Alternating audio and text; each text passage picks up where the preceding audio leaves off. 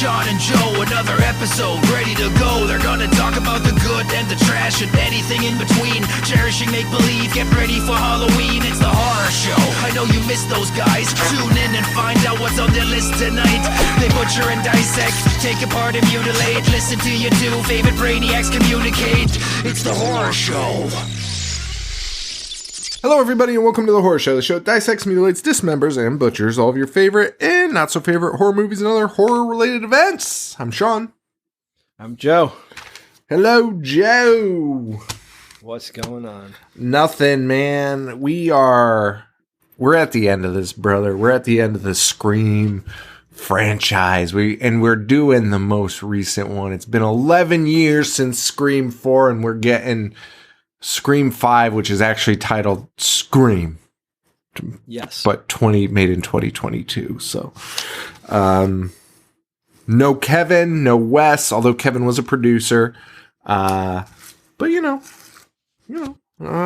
get into that in a little bit. This one obviously doesn't have the same background information, which I think we're gonna see a lot of information about this movie as the years go on, find out some of the details, because I feel like there might have been some weird stuff going on the set of this one, which is they're no stranger to, Why do you say that? We'll talk about it when we get there. So I was thinking about starting this off with the Scream emails that some of our fans sent in, just in case, because, we're going to spoil this movie, right? Like, we have to. Right. So here's what I'm thinking. We do the Scream emails, and then we do maybe our normal overview without the spoilers, and then we can do our, scene by scene type thing, which will be a little bit abbreviated, obviously. But I did take notes in the theater. Okay. I sat in the way back. It was a pretty empty theater. I was kind of surprised, and it was kind of empty all weekend. So it was. Did you get the numbers? That's actually a great question. I could probably pull them up. They might not be in until tomorrow, though. But they must have something, right? Scream 5. Yeah, numbers. I don't know. I'll take a look right now. See, opening box office slays No Way Home to take the top spot. Wow. Scream has already nabbed $30.6 million at the box office opening weekend, knocking Spider-Man No Way Home out of the top spot. That's kind of fucking crazy. That is. $30.6 million. That's they hit their fucking nut, baby. Already made back their profit. I just looked up $24 million to make it. Yeah, and they wanted to make 35 to 45 total. And they say that the 4-day total will likely hit 35 million by the end of Martin Luther King Day. So okay. Pretty successful. But that is weird because the ticket sales were not I went Thursday night and there were 10 people in there. And then, I looked at the other days to see because I was trying to plan going, and, they didn't have a lot of advance sales. Maybe a lot of people are showing up last minute to go, though. I don't know. So, but definitely not like the Spider-Man, I bought my tickets in advance, although I did see people online doing that. So, but I took notes on paper. I took notes. I did the Paul thing. So you're going to hear a lot of shuffling over here. Wow. So let's read some of these emails, though. I asked you guys, and we got so many. We got 200 fucking emails. So I'll just kind of pick and choose here. So we asked you guys about Scream memories. And let's see what we got here. What were your favorite Scream memories? Justin Blanton, there's a name. Boy, this guy's, I think, been listening forever. Hey guys, here's a very vivid and crazy memory I have of Scream. When the movie was first released in theaters, guys would go into the theaters in my town in the Scream mask and cloak and sit down beside people. Granted, this was 96, so all the crazy theater stuff had not occurred. I think he means the actual shootings and things. But still a great way to get the shit kicked out of you, I would think. Thanks for the killer show. That's fucking crazy. That's Sean, your phone cut out in the beginning. Who is this from? shit. Justin Blanton. Justin Blanton. Okay.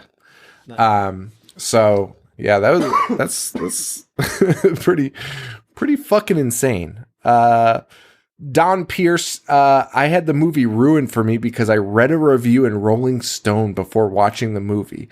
The motherfuckers told you it was the boyfriend and his friend who were the killers. Fucking assholes.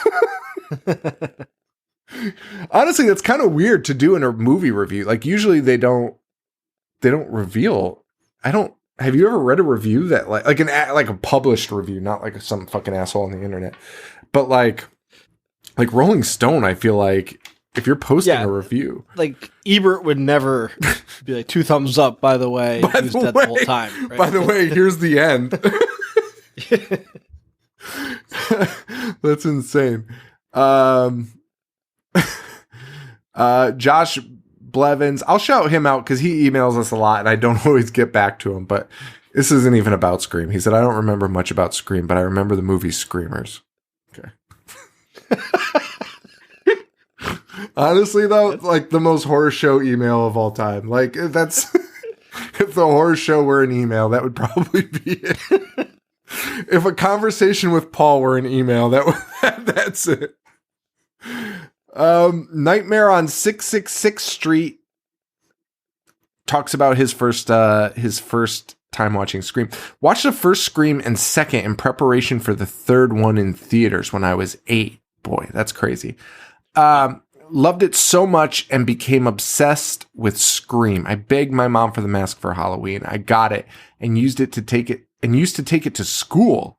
My friends and I would take turns playing Ghostface and pretend to stab each other with pencils during recess and lunch. One of the teachers saw what was happening and sent us to the principal's office, called our parents, and we were suspended from school. My mom ended up throwing the mask away. Kids are just very stupid, but Scream will always have a very special place in my heart. You know what's crazy is like my son he turns 9 on Tuesday, actually.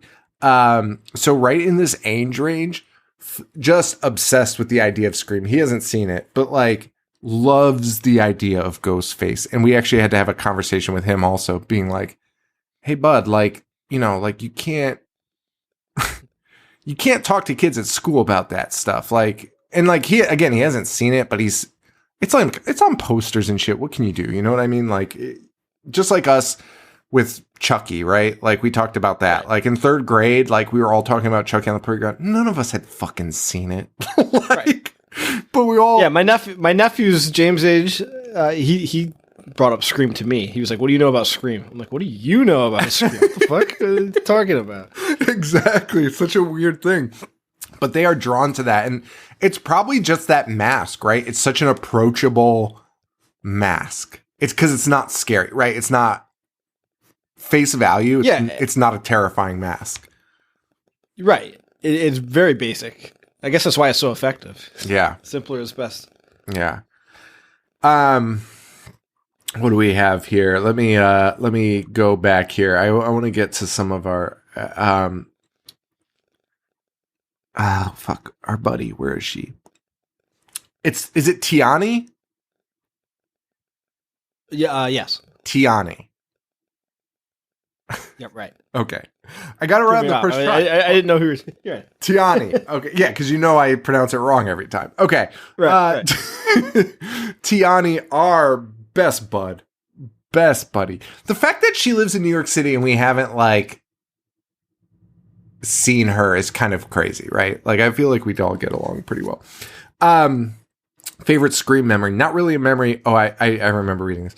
Not really a memory, but I just know that my parents definitely took me to see Scream when it came out in theaters, which would have made me 6 years old. I love having horror-loving parents. I don't remember the experience of watching it at that age at all, though. I do know that I have loved the movie ever since.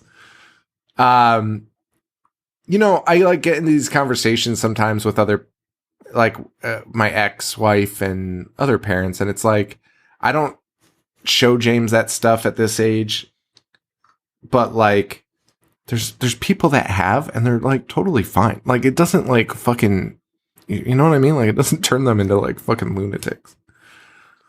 Right. I mean, dude, there's some kids that are already fucking losing. All right. Well, like You should not be showing that to those kids. yes, I know what you're talking about. There are, yeah, you're right. You need to be a little bit self-aware. If your kids, fucking smacking the fucking dog around, maybe like let's not show them. Yeah, exactly. Show them a fucking horror movie.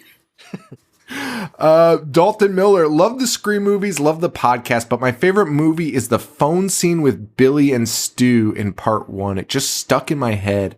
And least favorite was the end of 3, that her half brother did it. Just stupid. I think that's all fair. That's all agreeable points. Love that. Let's do a few more here. Who do we got? Kara. Oh God, I am so bad at names. Her last name is. Oh wait, I know this Kara. Wait.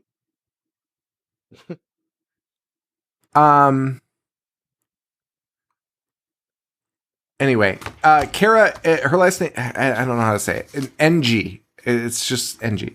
Thank you so much for covering my favorite horror movie ever. It truly changed my life in so many ways. I can assess my life in the before Scream and the after Scream binary.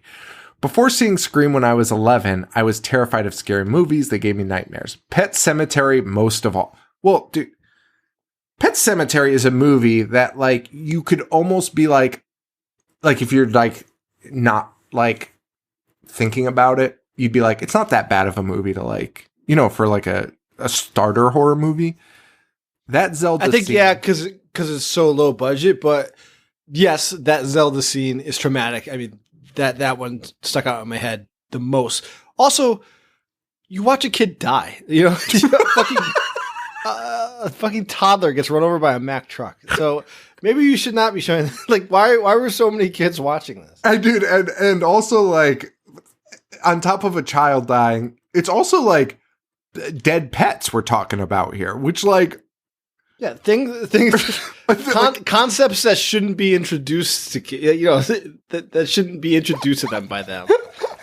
Two That's things that you have so to become, funny. like, immediately become morbidly aware of that. We're not invincible.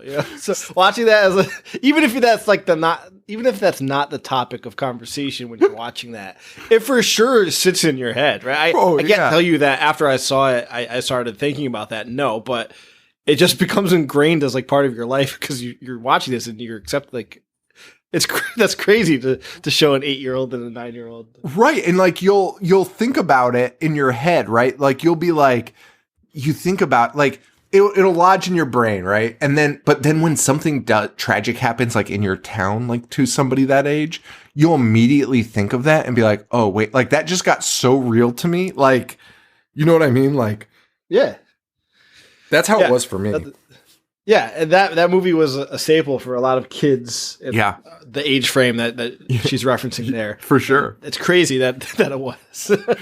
But I think to your point, you said something along the lines of how it doesn't seem like it when you think about it quickly.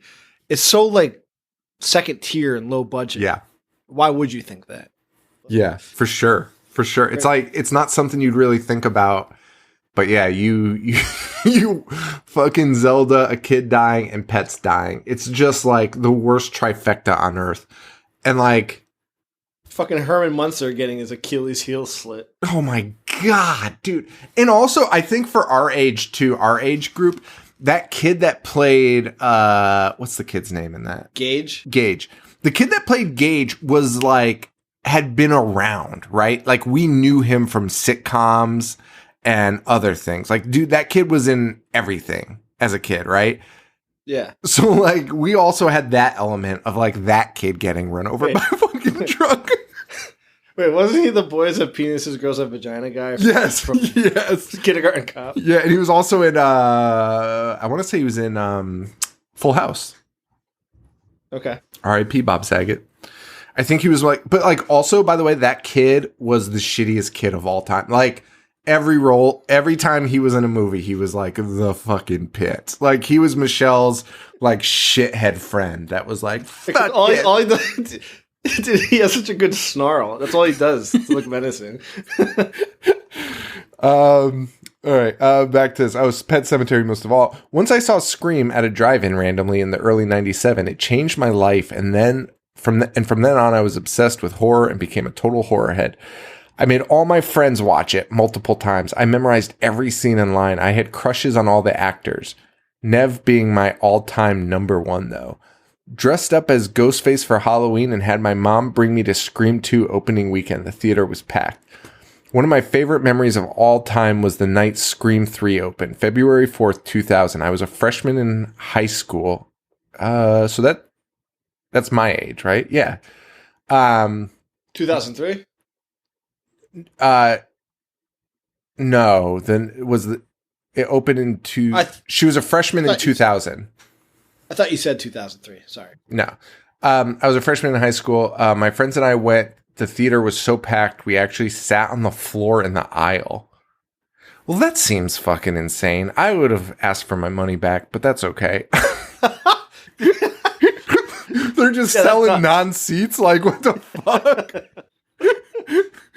That's some bullshit. But, dude, I've never been more grateful than when theaters went to the assigned seating system. Right. That was like the greatest thing of all time. They put in those bigger chairs so there's less space. Yeah, fucking insane. Fucking thank God. Like, look, this poor girl sitting in the fucking aisle of the theater. And it was such an awesome experience. The whole audience was screaming and laughing the whole time. Can't wait to go see number 5 opening night. I haven't been excited about a movie premiere in actual ages. I never go to the movies anymore. Thanks, guys. Happy horror days. Thank you, Kara. Thank you. That's fucking funny. Sitting in the fucking aisle. You couldn't fucking pay me. Couldn't. That's honestly, we've been pretty open about our anxiety issues, and stepping foot into a crowded movie theater is top tier. Oh yeah, for anxiety inducers to me. Like, when I go to the movies, I have to get there 20 minutes early. And if anybody sits next to me, I'm fucking furious. And I want to like scout out. It's almost like playing Tetris. Like, I have to find the perfect spot, the perfect block, and where I know I won't be boxed in by people. So if I get there late and it's crowded and I have to sit in like the middle row, I couldn't imagine being so crowded I had to sit on the floor of the aisle. I'd probably throw up. And Joe and I had the same experience after renting theaters, both because I rented it like early on in the pandemic. I had rented a theater to see Godzilla vs. King Kong. Joe rented it for Spider-Man. And Joe had the same exact reaction I did, which was like, I think I only want to see movies this way now. And it's fucking true. Like, it fucking changes your life. It's the best way to view it. Peyton Vandal. I hope that's your real name. What a fucking name. You started a punk band. Hey, Sean, a huge fan. Been listening since the Burning episode back in 15. 15, baby. Listening to the Scream episode, and you said that you'd like to hear some experiences we had with the movie. Here is mine. So the movie had been released to video sometime in 97, and I'm a toddler at this point. And apparently watching this with my young aunts late at night, my dad thinks it would be hilarious to get a hold of the Ghostface mask and scare his little sisters. Oh, wow. Not knowing that I am right there with them watching this movie. This sounds like you've probably been to therapy since this moment. So he jumps up from behind the couch and scares the absolute shit out of us. And even being as young as I was, I can still remember the color of the shirt he had on. That's how much it scared me. I was about to say, like, that's because it's the most traumatic event of your life. And when I went out for Halloween that year, guess what? Every fucking kid in the neighborhood was dressed up as. That being said, it was my favorite horror film, and I love the franchise. Still can't be in the presence of someone wearing the mask, though. Much love from Kentucky. P.S. I bought the shirt from y'all a while back and love the picture of that. Oh yeah, James drew some pictures for people on the shirts. Nice. He wanted to. He loves like he's like understanding the show now, so like he like wants to be involved in like packing and shit, and like, so I let him like make a bunch of like fake posters, which some of them were hitters. I'll be honest though, James, if you're 16 listening to this, some of them were not great, but I included them anyway. You did your best, bud. Love you. You're great, but some of them were fucking. He started out hot, but then like, you know, he fizzled. He fizzled as kids do. Yeah, exactly. Oh, that's not an email. All right, I'll do one more here. Oh shit, this guy wrote one for every installment so far. Should we do Scream, Scream 2, or Scream 3? Read them all. It'll be the last one. All right, fine. Okay. Chris Cordero Torres. This seems familiar. I feel like we know this guy. So when you guys mentioned the Freddy at the first little Easter egg, I remember the first Easter egg I spotted was Wes's stab at all the Nightmare on Elm Street movies that he didn't direct. It's one of my favorite lines. I agree it's one of the best horror movies of all time. I remember staying home sick from school at like 9 just to watch the movie and then be paranoid the rest of the day until my mom got home. So excited for all the rest of the movies. You're in for a good time. And then it had a question mark at the end of that. Oh yeah, and then for Scream 2, he sent us a note. No joke, because of the opening scene. When this one was a little bit alarming to me. He said, no joke, because of the opening scene. He's talking about Scream 2 now, right? Which is, so that's the scene where Omar Epps is in the bathroom, right? And he's like fucking listening to people take a shit, I guess. He says, when I use the bathroom stalls, I keep my arms and legs as close in as possible. I don't go anywhere near the stall walls. So that's pretty good. Pretty good practice. I mean, as we mentioned in that movie, it's fucking or in that episode, it's fucking insane that he put his face up against the fucking stall wall. Disgusting. All right, and then he followed up with Scream 3. So not my favorite movie of all the Screams. This movie just felt like it was trying to be more than it was. On a side note of Dewey realizing how they were being killed, I went back and looked through all the episodes, and you guys have never done a Final Destination movie, which baffled me. That's actually crazy. I think we did one for like a live tweet thing that we did when we were on Twitter. Yeah, the third one. Yeah, maybe that would be a good series to do at one point. Anyways, as always, you guys are great. Love the show. Yeah, thank you, Chris. That's actually a fucking phenomenal point. Those movies are something else. They are. And I think I stopped watching after 3, so I'm not well versed in that series. No, I'm gonna fucking add that Final Destination series. That would be fun as shit. And you know they're gonna fucking reboot that, right? They have to. Yeah, I mean they can keep going forever. Yeah, it's a pretty great concept. I've always, dude, and I mean people talk about it online all the time. I think there's like some memes about it, but like, does like no one that gets behind one of those giant fucking logging trucks ever doesn't think about fucking Final Destination? And that's for sure. Yeah, that's insane, dude. That's insane to think about that. That's fucking crazy. Like, that's an impact, man. Like, regardless of what you think about the movies, like you think about that movie regularly. Yeah, and the concept is, I dig it. I have no problem with that concept. So that's it. That's it for the emails, guys. Thank you all so much. I'm sorry I couldn't read them all. Yeah, thank you. We appreciate all of them. I love them. Those were some that I flagged, and just kind of chose at random here. So, appreciate you all for sending those in. It's always fun to hear people's like childhood traumas as it relates to these movies. Always a blast to hear. But we got Scream 5 to talk about. Let's do. Yeah, and for those listening, honestly, if you hear my teeth like chattering, I'm so fucking cold. I'm on my sunroom. I have I have a heater in front of me blasting my face. It's cranked at 85 and I don't feel shit and I'm fucking freezing to death. So I apologize. Yeah, no, it's the coldest ever in Connecticut right now. It like my whole house is fucking frozen. I had to turn my heat off on painting the basement, and it's got an electrical baseboard, so like I couldn't tape it. You know what I mean? Like, because it gets so fucking hot, those electrical baseboards. So I was like, all right, I gotta fucking paint around it, and then do the second coat in a couple hours around it, just so I can turn the heat back on. Dude, my like face was fucking frozen. I was in the basement. Like I wasn't even outside. Like it's so goddamn cold. Yeah, it's unbelievable. I am so cold in this room. It's fucking crazy. Do you have that big fucking heater I gave you still, or no? Are you? I did.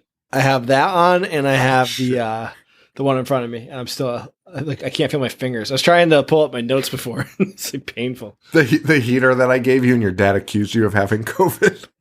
Yeah, for accepting the gift. And then was like 2 inches from my face. Well, I just wanted to drop it off on the porch and like leave.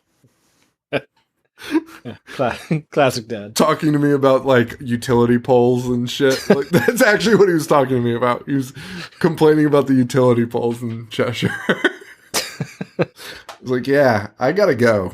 And also COVID. Which he's like the most paranoid about, so. Yes, more than anyone. All right. So Scream 5, real 10,000 foot overview, as they say in the biz, baby. What did you think about Scream 5 off the bat? So I liked it. I really did. I had fun with it. I don't think it's not without its criticisms. There's actually some big criticisms I have and some questionable decisions I thought they made. But all in all, I liked it. I had fun. Yeah, I guess I'm in the same boat. I think, I mean, there's definitely some issues with it, and like some big time issues, in my opinion. And that doesn't mean it's a fucking bad movie. Yeah, I think if you say it's a bad movie, we've said this about other things, right? Like, you could not like a movie, that's fine. But to call it a bad movie, I would disagree with, especially given it's a slasher, right? Like, if we're talking about slashers, like, this isn't a bad slasher, right? Like, it's a fun watch, just like any other slasher that we've covered on this show, where it's like how heavily can you criticize a slasher? And I get that it's part of this Scream universe, but the criticisms that I've seen could be held against all of the Scream movies. Like I think Scream 1 is almost perfect. Like maybe it is perfect even. I'd say it's perfect. But the sequels after, like, and these are hardcore fans that are like, that love the sequels, that are like, this movie fucking sucks.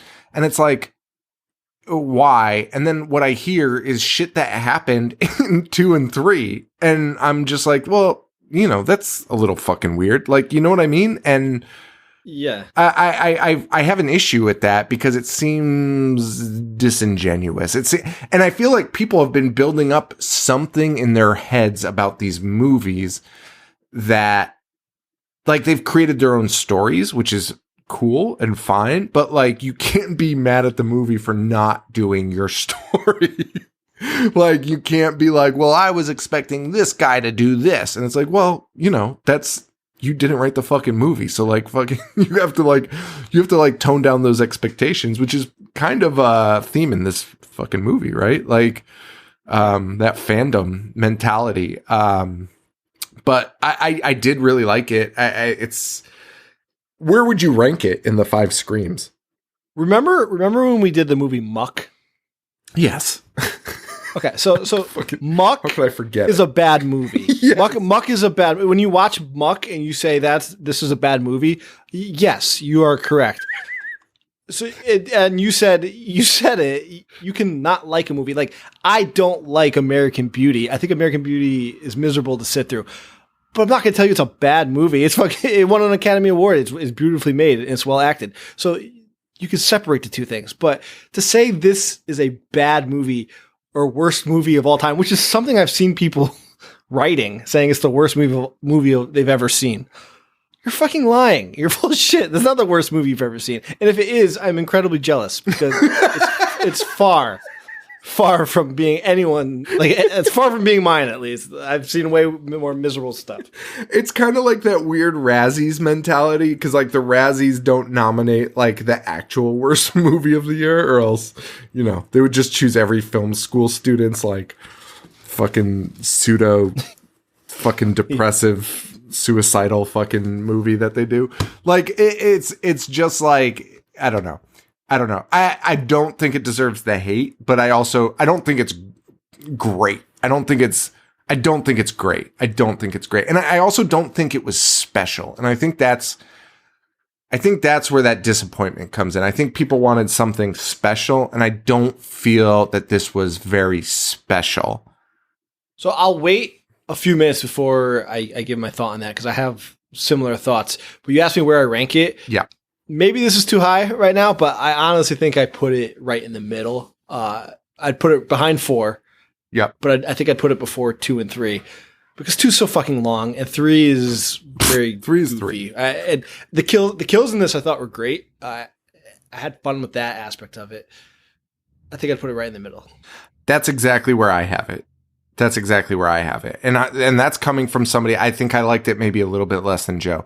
But, like, structurally, is better than 2 and is better than 3. That's a fucking fact. I think 4 is better than this one, though. I liked 4. God damn, man. 4 was so good. I think 4 is still my second favorite sequel, for sure. Oh, it's so fucking, it's incredible. And what were you going to follow that up with? You were going to say something about it being special, or maybe not. Yeah, well, actually, first I want to give 2 shout outs, if I may. Sure. Of course. First, I'll shout out Anthony Evers on Instagram. I posted that I was seeing it, and I posted a video of my thoughts to it, and I had, almost 100 messages in 5 minutes. That's not, like, it was crazy. Just the phone was blowing up, asking my thoughts or giving their 2 cents. And I was going through answering everyone, and Anthony Evers just sent a reaction emoji to one of those stories. And I didn't do this to anybody else but him, but my first reply was a spoiler to Scream. And he's immediately like, "Oh, dude, I haven't seen it yet." Like, come on, man. So he was just sending a reaction to my picture. So fuck. Anthony Evers, I am so sorry for saying that. And you're the only person I said it to, and you're the only one that responded to me that hadn't seen it. So Anthony, deepest apologies. And then I wanted to give a shout out to Tony Navarro, who was talking to me about it, and he summed it up by saying, as a horror fan, he liked it. He was completely satisfied. As a Scream fan, he had more to pick apart. And I think that's like the perfect way to summarize exactly. that. Because as a horror fan, it was great. The kills were great. The pacing was pretty good. I keep saying fun because that's what it was. It was a fun time. I think as a Scream fan, you pick apart more faults with it. Mm-hmm. And this isn't the biggest fault I have. I have a pretty big fault. But Gail and Sydney were such like second-rate players in this movie. It could have existed without them. You didn't have to bring Sydney back for this one. Agreed. At all. In fact, at the end, even though I know it's the 5th one and it's like a nice send-off to them, I almost wish it was just kind of its own standalone, like a copycat killer. Exactly. And I think that would have worked better. Because Sydney and Gail, while I loved seeing them there, and like I really did, I loved seeing them on the screen. At the end, I felt like they did nothing to push the plot forward. I agree with that completely. That's exactly correct. Like it's exactly that. Anthony, shoot me an email, Sean@IHateHorror.com. We'll hook you up with something for spoiling the movie for you. Appreciate you, brother. That's crazy. All right, so let's officially like rip off this Band-Aid, man, and like let's talk about this fucking movie unfiltered, brother. Yeah. So if you haven't seen it, get the fuck out, Anthony Evers. But seriously, email me. Appreciate you. That's fucking funny. All right, so you're gonna hear me do the Paul Paper thing in this fucking episode. Dude, I was writing these handwritten in the fucking dark, so you're gonna have to also excuse me because I already read some of them and I was like, I don't know what I wrote. I don't know what I wrote here. So let's get started, baby. Scream 5.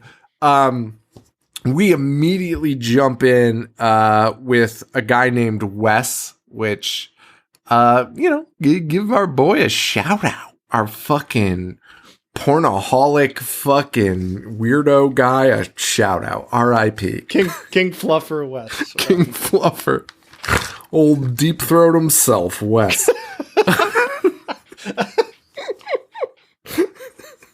Ghostface, definitely a shift in Ghostface at the beginning of this. He's doing like acting, right? Like he's kind of like he's what do the kids say? They're like, you're doing too much or something. You know what I mean? Like, you know what I'm saying?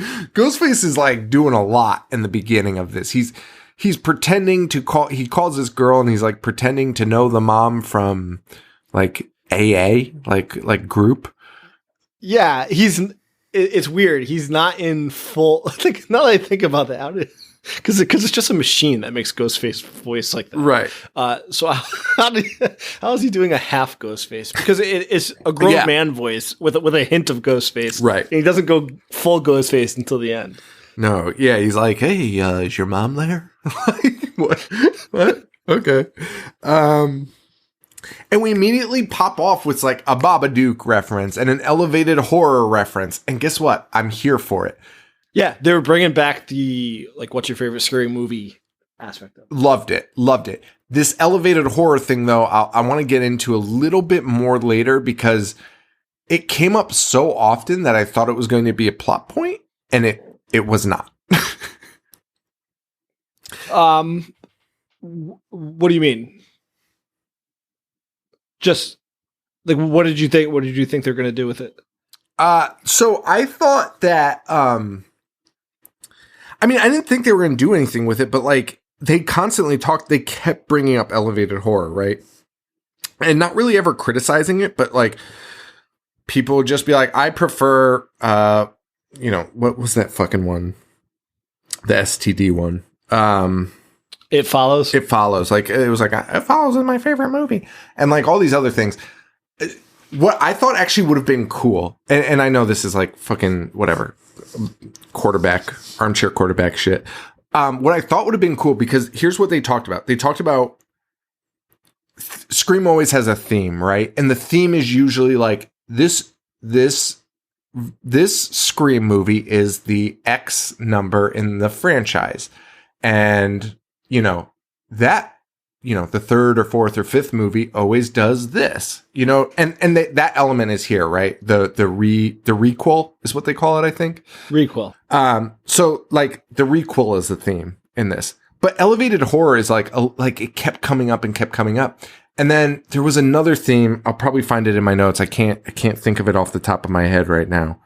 But there was like another little bit of a theme that was going on. And I was like, oh, what would have been cool is if you wanted to keep talking about elevated horror, like, why not there be rules for the requel, rules for the elevated horror movie, and rules for whatever the third thing I had written down somewhere was. And like, not know what rules they're going to follow. Because to me, the killer in this one was so unhinged. And I really liked that. Like, to a point where I was like, oh, maybe he's not following any rules. Because he was so fucking brutal in this that I was like, oh, I fucking dig this. Like, maybe this is the one where they're like, there are no rules. Rules are out the fucking window. Like, forget this. Like, this is just a fucking insane person. But like, it would have been cool if like, they were like, well, the rules of elevated horror are different than a requel. Like, maybe this is elevated horror. You know what I mean? Like, so you want them to just incorporate more into it? I don't know. Like, if you kept fucking bringing it up, dude, it kept coming up in the fucking movie. So, like, I was just like, why are we keep referencing fucking Babadook? Like, fucking insane. But anyway, ultimately, though, Ghostface says, did you see Stab? And then, would you like to play a game, Tara? And then finally, and then also a big thing we see here that a difference is the use of cell phones, right? Yes. Big difference in this. I was wondering, I try to stay away from trailers as much as possible because they spoil so much. But I did watch the first one that came out, and I saw, the preview of the cold open. And that was my first thought is, well, how are they going to pull this off in this age where everybody has a cell phone? Nobody even has landlines. They did it. They made it work. They made it fucking work. And that's honestly impressive because I think that's like oftentimes a criticism of horror movies where it's like, just use your cell phone. You know what I mean? And like in this one, they figured it out. Because Tara hangs up on him and texts her friend. And her friend, she's like, dude, he's still calling me. And the friend is like, you should answer it. Right. And it's fucking him texting her from her friend's phone number. Including a little scene there where he's watching the friend, right? Right. But, so they have to do stab trivia, which she's not like super familiar with, but, yeah, that's it. I don't know what these notes are saying right now. I wrote off the bat hint of two people. What the fuck does that mean? What the fuck does that mean? It's fucking psych. If somebody saw these, they'd lose their fucking mind. Anyway. Off the bat hint of two people? I have no idea what the fuck that means. Honestly, I won't be surprised if a fan messages us and explains exactly what I meant. You know what I mean? Our fans are so cool. Like, I feel like somebody's gonna message me and be like, by the way, this is what you meant. With that. And they'll be right. But ultimately, she fails the test, and Tara is brutally got. She gets got. Yes. Is that the end of our... Does she? But does she? She doesn't. Tara fucking lives. And I like that. That's a great beginning. The cold opens is such a big thing for Scream. You expect Tara to be dead, and she is alive. And I was totally cool with that. Yes. Tara as an actress, that actress that plays Tara, loved her. Loved her character. I liked her a lot, too. I thought maybe she was a little bit underutilized in this. I agree completely. Her sister, Sam, who we will introduce right now, not a fan. Not a fan of Sam, baby. I was hoping we'd write her off and let Tara ride off into the sunset, but... I didn't mind Sam. Sam, hey Joe, Sam sucks. I hate her. We meet Sam, who is Tara's sister, estranged sister, hasn't spoken to her in years. We meet Sam's boyfriend named fucking Richie, right? I think it's Richie. Yes. Should pull up the fucking IMDb on top of these fucking notes. It's Richie. It's Richie. It's Richie, baby. He's Meg Ryan and Dennis Quaid's son, and somehow looks most like Joshua Jackson. Dude, he looks like Joshua Jackson and talks like fucking Joel McHale. It was the weird. My brain like fucking broke every scene this guy was in because I was like, I knew who he was, and I was just like, this is not like he looks just like Josh Jackson and talks exactly like Joel McHale, and my fucking brain like could not handle it. Like, dude, he does, and I agree with both. And then at the very end, he makes one scene when he's like screaming. And he looks just like Dennis Quaid. It honestly freaked me out a bit. Like, dude, it's the weirdest thing. This guy's fucking face. I guess he's big. He did the Hunger Games movies. What else? Oh, and he's in The Boys, baby. Yeah. But we meet him, Richie. He's definitely a key character. I liked him a lot too, actually. For the most part, when he wasn't like fucking with my fucking head. And Wes, the character Wes that we met at the beginning, is Wes Hicks, and he is the daughter of the son of old Judy Hicks. Loved it. Yes, loved it. Love Judy getting some action. This movie has a lot of fan service. It is a lot of fan service. Now, that's not a criticism. It's just it has a lot of callbacks and homages to the first. But like, isn't that Scream every fucking Scream? Like, you know what I mean? And I don't mean that in a bad way either. Like, that's what Scream does, right? They want to, until the end, they kind of give you what you want for the most part. Right. Wes Hicks is the son of Judy Hicks. Judy, if I were to make this movie, as you mentioned before, we'll get into that a little bit more. The whole Sidney Gale thing. I agree. I don't think they should have been utilized at all in this. Like, cut them all the way out, which is funny because I saw Scream fans being like, what's the fucking deal? They're barely in this. Like, give them more screen time. And I was like, no, that's the opposite of what we need to do. Like, we need to move on. Like, because I mean, I agree with both. If they're going to be in it, I feel like they should have had more fair screen time. I do. That was my complaint, is that they didn't, and it just, to your point, if you're not going to use them that much, you know, why even use them at all? Why bring them in at all? You know what? Like, if you wanted to do that, a phone call is cool. Like, you know what I mean? Like, we see that now in the MCU. What I think, actually, I was thinking about this today, was like, and we talked about the MCU a lot in our bonus episode, the Marvel Cinematic Universe, if you're not familiar.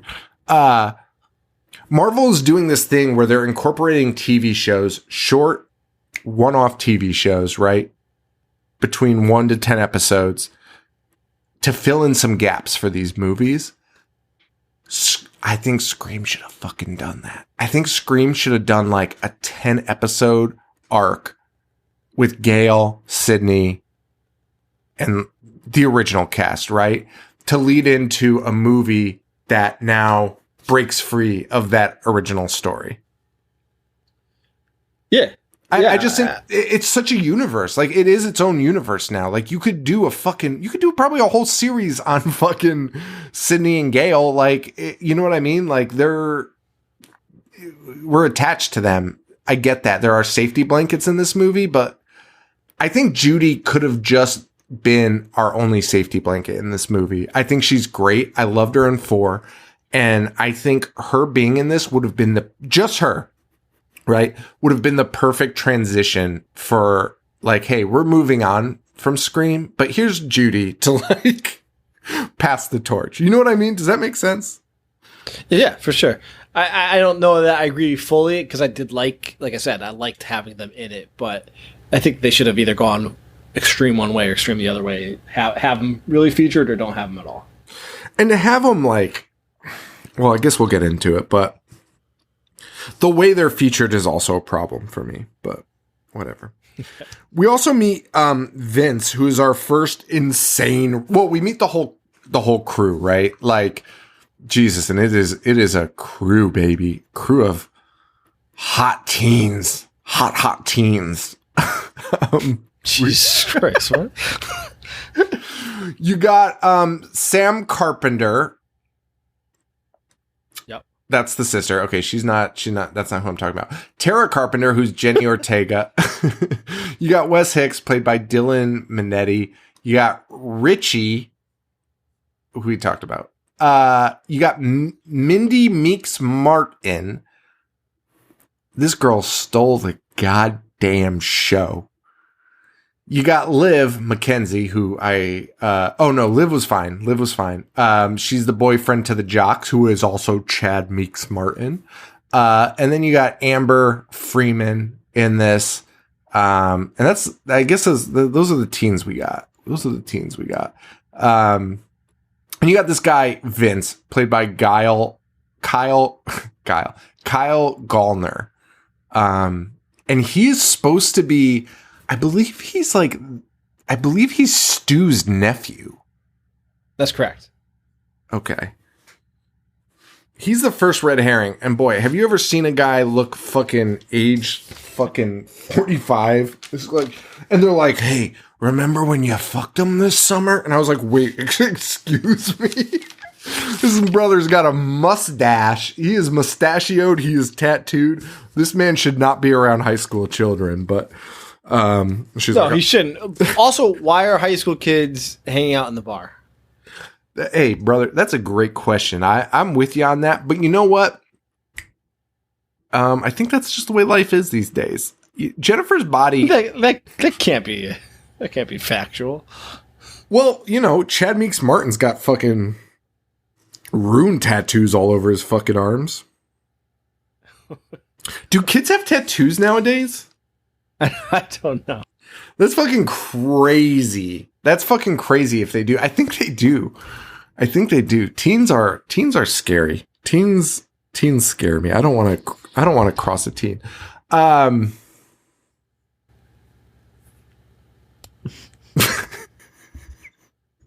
Sorry, I had too much wine. Anyway, loved Chad Meeks Martin. He's the jock. He's a twin to Mindy Meeks Martin. We find out they're Randy's niece and nephew. Right, exactly. And Mindy takes the place of Randy and does a pretty damn good job of it. This is where I am 100% on board with this movie. Mindy is the fucking shit. Mindy fucking rocks. I love her so much. Again, similar to Hayden Panettiere in the last film, an understated Randy, right? Like Randy was cool, but Randy was a fucking lunatic. I'm loving these fans of horror that are just like normal and like just chime in. Like they look to her, right? They'll be like, "Hey, Mindy, is that right?" And Mindy's like, "Hey, like not really, but like here X, Y, and Z." Whereas Randy's like, "Shut the fuck up, you stupid idiots. Listen up. How the fuck have you not seen Prom Night Part 6, you fucking morons?" This is where Hayden Panettiere and Mindy fucking blow Randy out of the water. Randy's such a fucking mess. But I loved, like, you see Chad, and he's the football player, he's the jock, he's dating Liv. And I mean, he does have this weird conversation about like wanting to have sex, but like you see him and I got like flashbacks to like early 2000s horror. And I was like, oh God, what are we doing here? Like what, like the jock, like is the jock thing even a thing anymore? He's perfect, man. He's fucking perfect. Like he's not the stereotypical jock and it works. Right. I fucking loved him.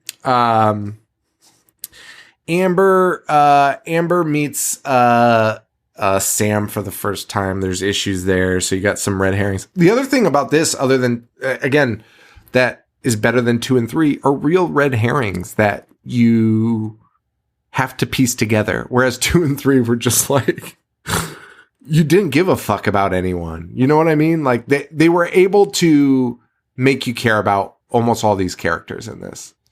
Yeah, I thought the end, like the reveal, was honestly kind of obvious, but they did enough good job with the red herrings that I still kind of doubted my own intuition at times. So that's good enough in 2021 or 2022. Like to be able to at least like suspend you for a minute, I feel like is a good thing. But it's a W. Yeah.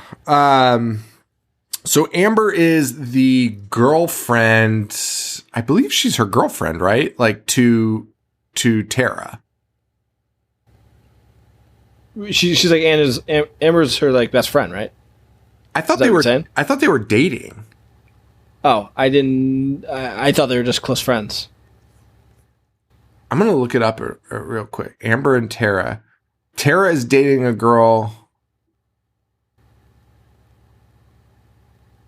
Oh. Wait.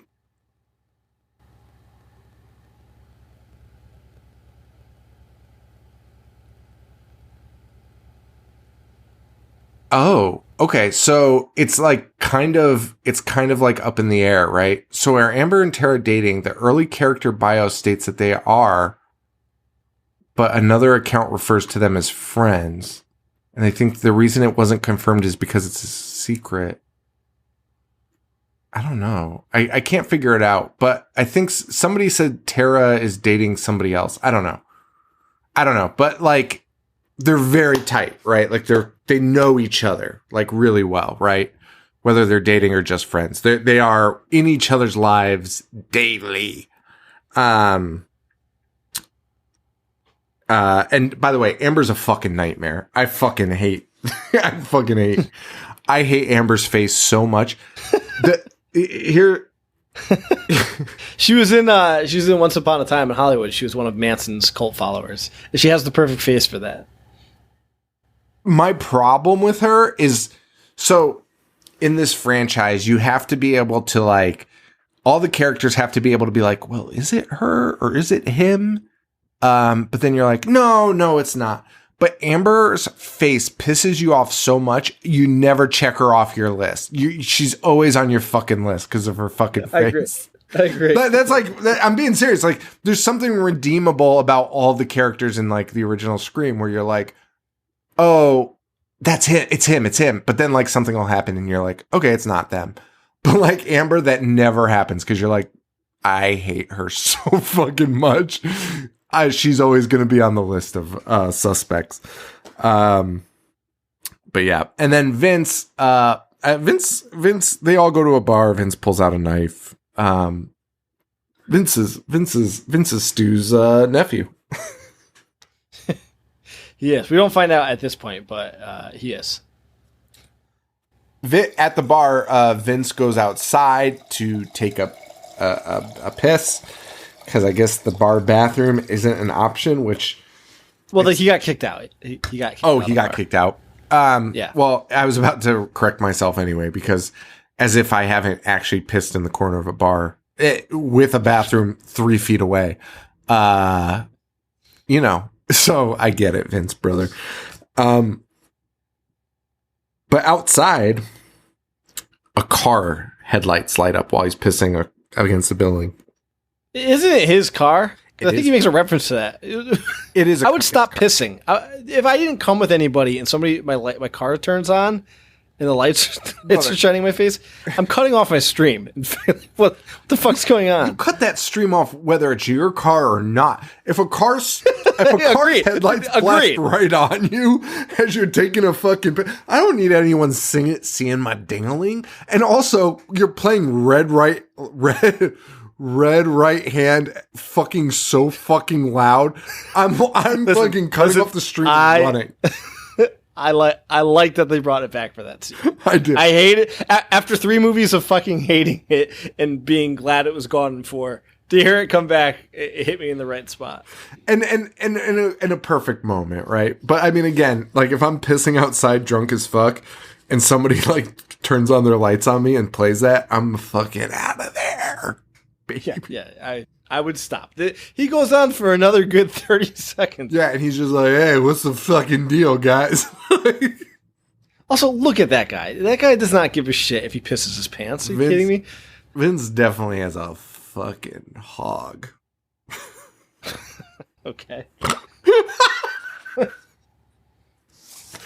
That's the only person that would fuck it. Anyway. Hey, guess what? He goes to check on the car because it's his car. And he's like, get the fuck out of my car. Goes to check on the car. No one's there. Ghostface shows up.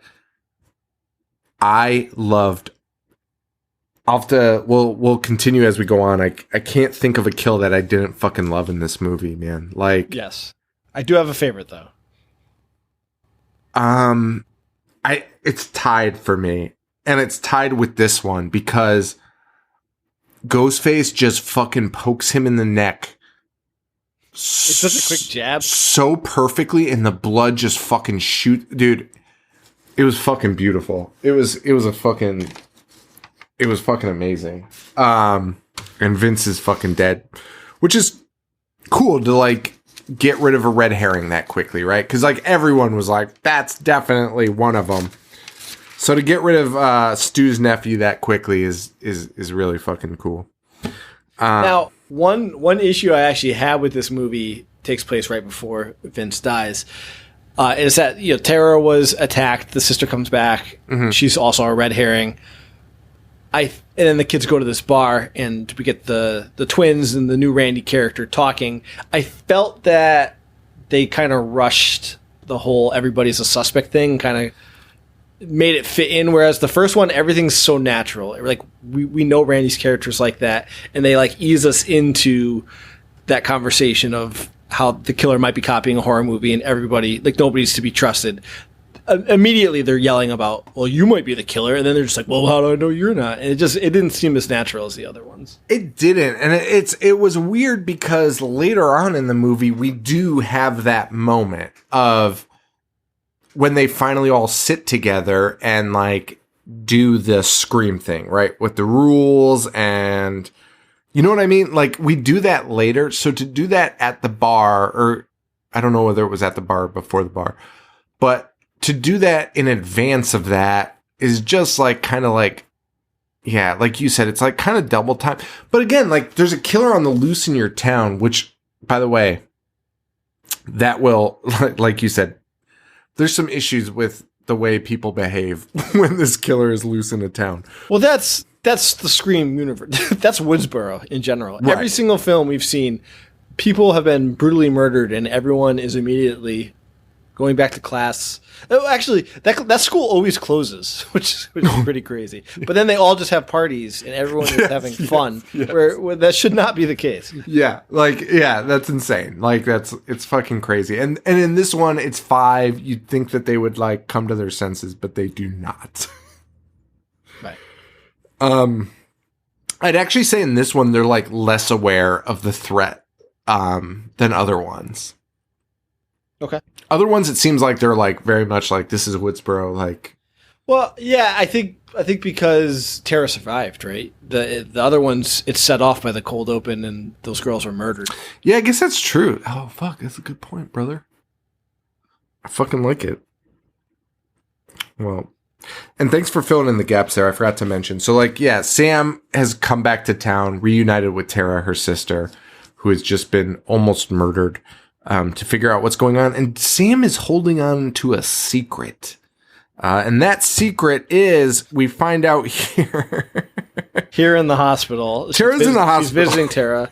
She's arguing with Amber. Amber doesn't like that she came back after all these years, and how she just left her, and she thinks it's going to make the situation worse having her here. But yeah, she goes into the bathroom, and she has a big secret. She does. And her secret is that in high school, their mother got pregnant by somebody. And that somebody... Wait, so she got pregnant by some... Wait, fuck, I forget how the reveal goes. So she got pregnant. So she goes up to the attic. Sam, as a child, goes up to the attic, finds her mom's diaries, reads them. Don't know why the mom's keeping these diaries. Reads the mom's diaries, finds out that she actually had gotten pregnant in high school. Sam confronts the mom after the dad had left the house and is like, we're not your fucking kids. Or, no, Sam's not her kid. Sam's like, I'm not your kid. And the dad is standing right behind her and is like, what the fuck? And he fucking splits. And it turns out that the real dad is none other than Mr. Billy Loomis, baby. Skeet Ulrich is back. Skeet Ulrich is back. And he has visions that Sam sees. Yes. We see him appear here in the mirror. He appears in cars. I'm going to jump around a bit just to talk about this. Yes. So, yes, as a Scream fan, I liked seeing Billy back. Sure. And there's no other way to bring him back than this. Yeah. Than this. That's the only way you could do it. It was idiotic. it completely unnecessary. We had a gripe. Which one? Part 3, where Sydney has a dream of her mother and her mother's there. Like, you don't need to do that in Scream movies. So to have this, I didn't like at all. And then, this might sound stupid, but if you're going to subject us to that, which you did, which they did, go all out. Like, go all out then. You've already introduced it. We already know it exists. We've already had to see it. So then make it like double down on it and make it a huge plot point. After introducing it, they didn't utilize it enough. I don't think they should have utilized it at all. I want to be clear on that. It should not have been in the movie at any point, but when you put it in, at least make it significant. He's only in a couple scenes, and he's also like a guardian angel that's giving fatherly advice. Oh, okay, yeah, that was a little weird. That was a little weird. Dude, it's Billy fucking Loomis. Kidding me? He's the reason all of this is happening in this universe. He's like evil incarnate. He's the Michael Myers of the Scream universe. Yeah. To make him be like Dexter's dark horse, for those familiar with the show Dexter. Dark Passenger. That's fucking Dark Passenger. That's fucking stupid. Yeah. Yeah, it's Billy Loomis. But here's the thing. I'm probably in the minority.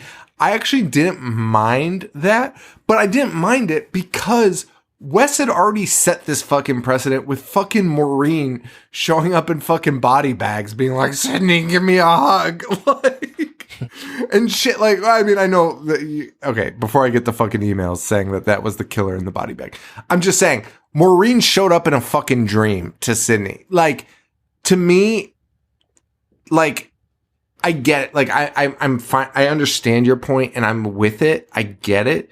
But at the same time, Scream fans, like, you can't be like, that's the fucking worst thing I've ever, because it's already fucking happened once. It's already happened in one of your favorite fucking movies. So, like, don't tell me that it's that bad, because fucking Maureen showing up and being like, it's Sydney, like, is honestly like one of the most insane things I've ever seen. But I get it. I'm not the biggest fan of it, but like I also didn't mind it. Like I kind of just like wrote it off. Like it's kind of just whatever. And the Sam character, I struggle with the Sam character because of it though. Like as we find out her role in this, like what does this have to do with Sam, and how does this make Sam more interesting in another movie? Do you know what I mean? And that's what I'm saying. They should have, since they put it in the movie, they should have doubled down and made it really a major plot point. You either go all in with this, and I mean, I guess, I don't know. We'll talk about it at the end, I guess, but it's definitely a choice. Yeah. And so she tells all this to Tara, her sister, that her fucking dad's Billy Loomis, and this is why she ran away from home. And Tara is furious, and we get a little bit of like some melodramatic scene here. It's fucking long, and Tara is just fucking. It's a little much. It's a little much for my taste here, of just being like, I don't know. It was very MTV-esque. Sure. Which, by the way, all of them have been, so I'm not even like, whatever. This is like an MTV franchise, basically. But this was just very like new MTV melodramatic type of thing. Especially like Sam's like, well, that just fucking leave me. Sam, you're the one that fucking showed up. Fucking relax. Like, fucking fuck out of here. Yeah. And then they're like, so Sam's like, we have to talk to an expert. She's talking to Richie. She's like, we got to talk to an expert about this. Cue in our boy, Dewey. Fucking David Arquette's back. Dewey's back. He lives in a trailer. His limp is back, FYI. His limp is back, and he references it. Old Dewey, he's back. He was the first cast member to sign on, and he openly said in the Q&A that he did it because he just hoped that everyone else would sign on after. Dude, he talks like a crazy person on Q&As. It's actually crazy. Like, I actually couldn't hear him. He was just like laughing to himself, and I was just like, oh, okay.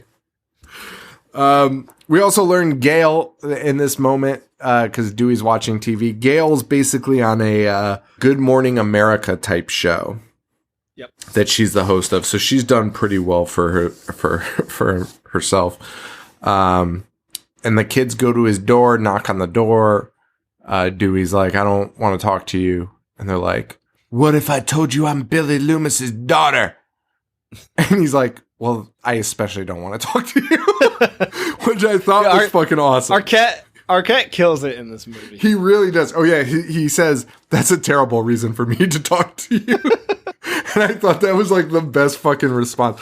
Like, of all the characters coming back for like different reasons, like Dewey makes the most sense, and he's like the most real with it, right? Like Dewey's like, that does not entice me to talk to you. Like, are you fucking kidding me? Like, I want nothing to do with you. But he does talk to them.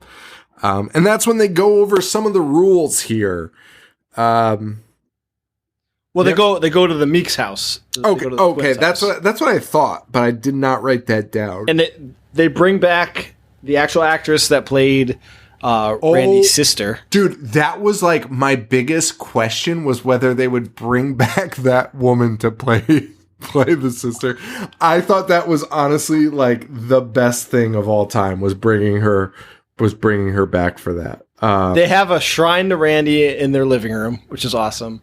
And then the actress in question that we're talking about, she has almost no screen time, but when she does, she has probably my favorite line in the movie. And Dewey's like, "Oh, so good to see you," and she just goes, "Dewey, you look," and then just pauses and doesn't say anything, because Dewey looks like fucking shit. He does. He's so unkempt, and the way that she delivered that was perfect. Yeah, and also, wait, I'm sorry, we had gotten a message for the show. Did you mention the Randy shrine in the house? Yes, I did. Okay. Yeah. That shrine is absolutely out of control, but also probably the most realistic thing, right? Like, for sure they would do that. For sure. So the whole gang gathers there. They got Dewey there, who now is carrying a gun and a badge that is not legal, as we'll find out. He is not part of the police force, but that's okay. And we go over the rules of a requel. Yeah. Never trust the love interest, who would be, I think it's Amber. Well, I thought that was Richie. Who the fuck is dating Richie? What? Serious? Wait, are you serious? Yeah, I'm fucking serious. Dude, that's like the biggest plot point of the entire movie. Richie's fucking dead, dude. Why is that the biggest plot point? Richie's fucking dead. What the fuck are you talking about? Richie is already fucking dead. Why would that be this plot? What are you talking about? Richie's Dennis Quaid's son. Oh, wait. I'm sorry. What the fuck are you talking about? You're really throwing... I was thinking of the other guy. Right now. I was thinking of the other guy. What's his fucking name? Red Right Vince? Vince, yeah. Okay, Richie. Okay, fine. Yeah, Richie's there. Yeah, you proved me wrong, all right? I was very, very concerned for a moment. Because if you didn't piece together Richie's role, how do we continue from this point? Fine. No wonder I was so confused the whole movie.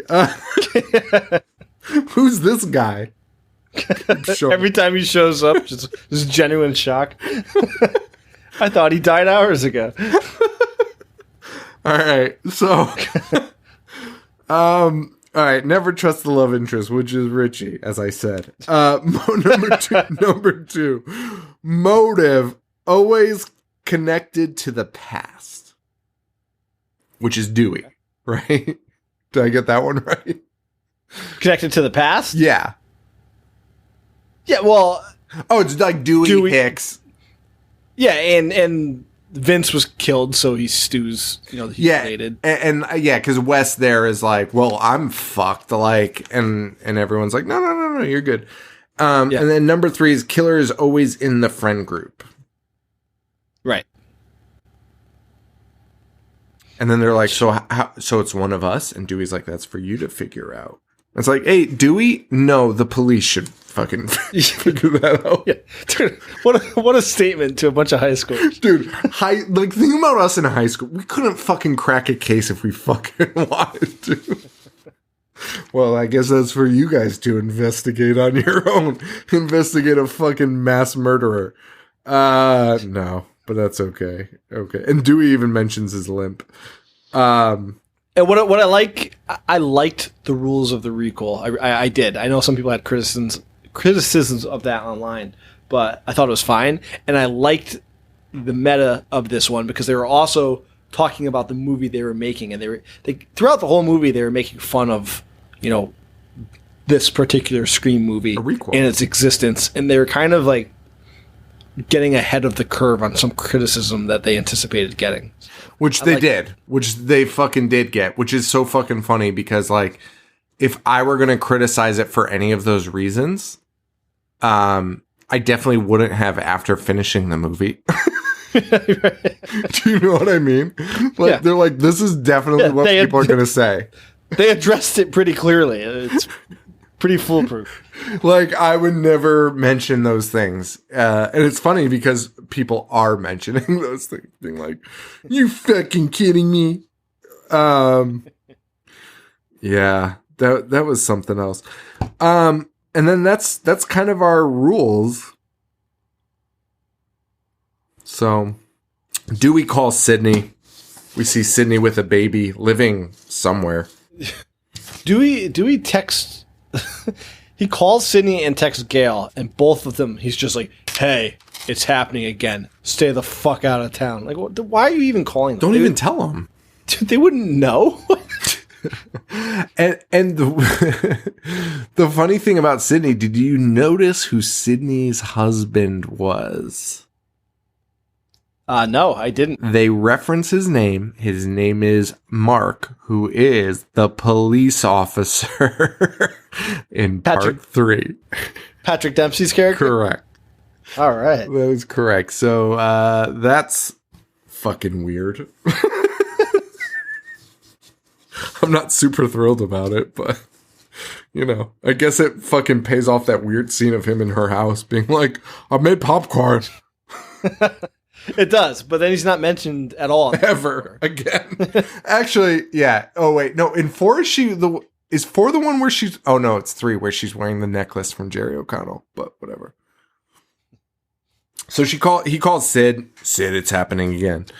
And he's like, something about this feels different. It doesn't. It doesn't. It's the exact same. It's the same blueprint since 96. Feels literally exactly the same. Dewey texts Gail not to come. You know. And that sends a smiley face. That was fucking funny because, like, Dewey was funny in this movie. Dewey was fucking great in this movie, and like that's something. I mean, as like a 30-something-year-old single person, like that dating lifestyle is fucking weird, and like people like overthink shit with texts and stuff, and like for sure you like send something like that and you're like, why the fuck did I just do that? Like, what the fuck? So it was, I thought, especially in that context, like, it's happening again, don't come, hope you're well, smiley face. That's insane. If somebody texted that to me, I'd block them immediately. Like, what tell me about a murder and then send that. And Dewey's like really like doing the old Clint Eastwood routine in this, and I kind of fucking loved it. The old man, right? Like the old grizzled vet pulling up with a limp. Yeah. Oh, by the way, this is the scene where they meet at Martha's house, but that's okay. Well, it doesn't matter. You've been saying for the past 4 movies that this movie was going to be Dewey's redemption. Do you still feel that way? Is it Dewey's redemption? In a way, kind of. Like, I think Dewey's the most competent in this, for sure. But he's also got, like, the little bit of Dewey, of course, in him. Like, the sweetness of Dewey in it. But it's definitely Dewey. I mean, it's definitely not. I guess it's not his redemption, but it's... It's not, because he does nothing. Dewey is so fucking useless in this movie. So, here's the thing that I found out in the Q&A. They were like, hey, like, what made you join this? And he was like, I hated the script so much. Which is insane to say in a Q&A with the fucking director right next to you. He was like, I hated it so much. Like, they wrote so much stuff for me, and I'm so glad it's all cut out of this. So, they filmed it, but they cut a lot of it out. And I guess he was supposed to be, like, a super hardcore alcoholic. That, like, that's what ruined his marriage and shit. And he's like, that hit, like, way too close to home, and...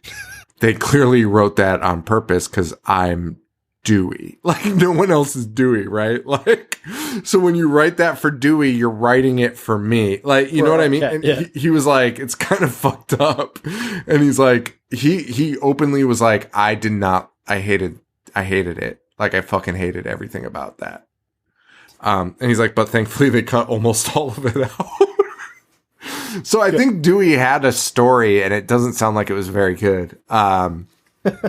And he even said, like, he was like, I wasn't comfortable with like a lot of the material that like I said and shot in this. Like it wasn't comfortable for him. And that makes sense, right? Like he's talking to Gail, who is his real ex-wife, about, you know, his behavior and shit. And like, I felt, you know, this is just my opinion. There's nothing that I read to verify this, but I felt a lot of their conversation when they finally meet up face to face was kind of based in truth. Like it might have been some real heartfelt conversation there. Well, yeah, and I mean, even in this moment, in this scene that we're talking about right now, where they meet at the Meeks' house to discuss all of this, when they're like, "What the fuck?" Somebody's like, "Maybe you're the killer, Dewey." You know what I mean? Like this is when they start doing the accusing thing, like they always do, and they're like, "Maybe you're the killer, Dewey," and they're like, he's like, "Why?" And somebody's like, "You're a fucking alcoholic. You lost your wife." Like all of these fucking things that really happened to David Arquette.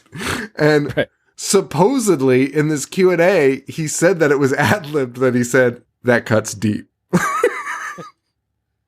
And he's like, yeah, because it fucking did. It was insane. I hated everything about that scene. So like, you know, like it's a fucking weird thing to put somebody in that position. And especially fucking to be like, dude, imagine somebody listing shit about you in a fucking movie, and it's like, this is gonna be so fucking funny. And you're like, yeah, totally. And I love also Dewey's reaction to finding out like what a requel was, right? Yes. That was great, because they're like, it's a requel, and he's like, excuse me, what the fuck are you saying? And the Meeks girl, Mindy Meeks, does a speech here that is just talking about Scream fans, just straight up talking about Scream fans. And I fucking loved it. I thought it was awesome. Yeah. Just talking about the rules and stuff. And this leads Sam and Tara to be like, are you telling me that I am stuck in fucking fan fiction? And it's fucking true, right? They are, right? Yeah, they are. They're right. And also, they immediately accuse Sam of being the killer. So that's fucking cool. You know, of all the movies, this is the first one where they genuinely accuse each other of it. Does that make sense? Like soon the fucking jock will be like, he passes up sex because he's like, well, might be the killer. I love that. Dude, me too. All he wants to do is get laid, but he doesn't because he's like, I'm not quite sure, you know, if you're clear. He's like, why are we going to go into a room alone? Yes, I love that. Here's the question: Would you do the same? No, fucking no chance. High school, Sean? Are you fucking kidding me? I would have been like, listen, just tell me you're the killer in advance. Let's get this. Let me get it in, and we're good to go. And you can kill me after. High school Sean had no game. He would have not. There's no chance I'm going to be like, oh. I'd be like, this is fine. It's worth dying for. Sure. You get more Billy vision. That happens a lot. Get some high school chest pubes from Wes, which was fucking alarming. Fucking hated that scene so much. Don't show me that fucking shit. Speaking of chest, I'm not gonna get into it anyway. So Wes Hicks is taking a shower. Mom leaves, goes to go pick up food. She gets a call, and the killer says, "By the time I see you, I'll have gutted your baby boy." So she fucking spins right around. Hicks runs into the house. Door flies open. and she is killed in broad daylight. Yes. In the middle of the street. Middle of the fucking street. Well, fucking it's their house, but loved it. That was fucking brutal. To have Judy go down and the way she does is fucking insane. Was not expecting it, and the stabbing in this movie for a series that's based on stab kills, the stabbing was pretty uneasy to watch. Maybe the more best. real this time. Maybe the best. Yeah, like for real. Like I agree with you completely. Like it was brutal to watch. How many times has the killer killed in broad daylight? That's a question I would like to see.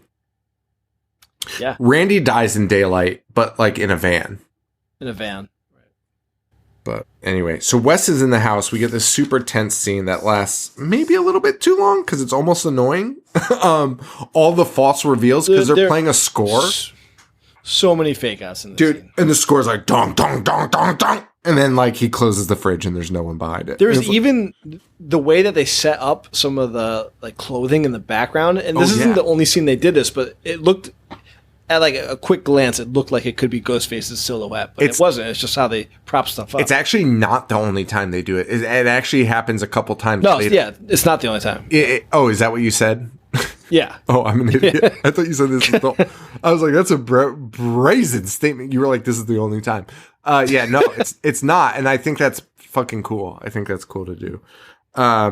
But it was almost annoying in this one because this scene lasts so fucking long of Wes just like roaming around the house. You're wondering if he's going to get got. But they do it really well where he locks the door and you get caught off guard and he fucking gets fucking killed.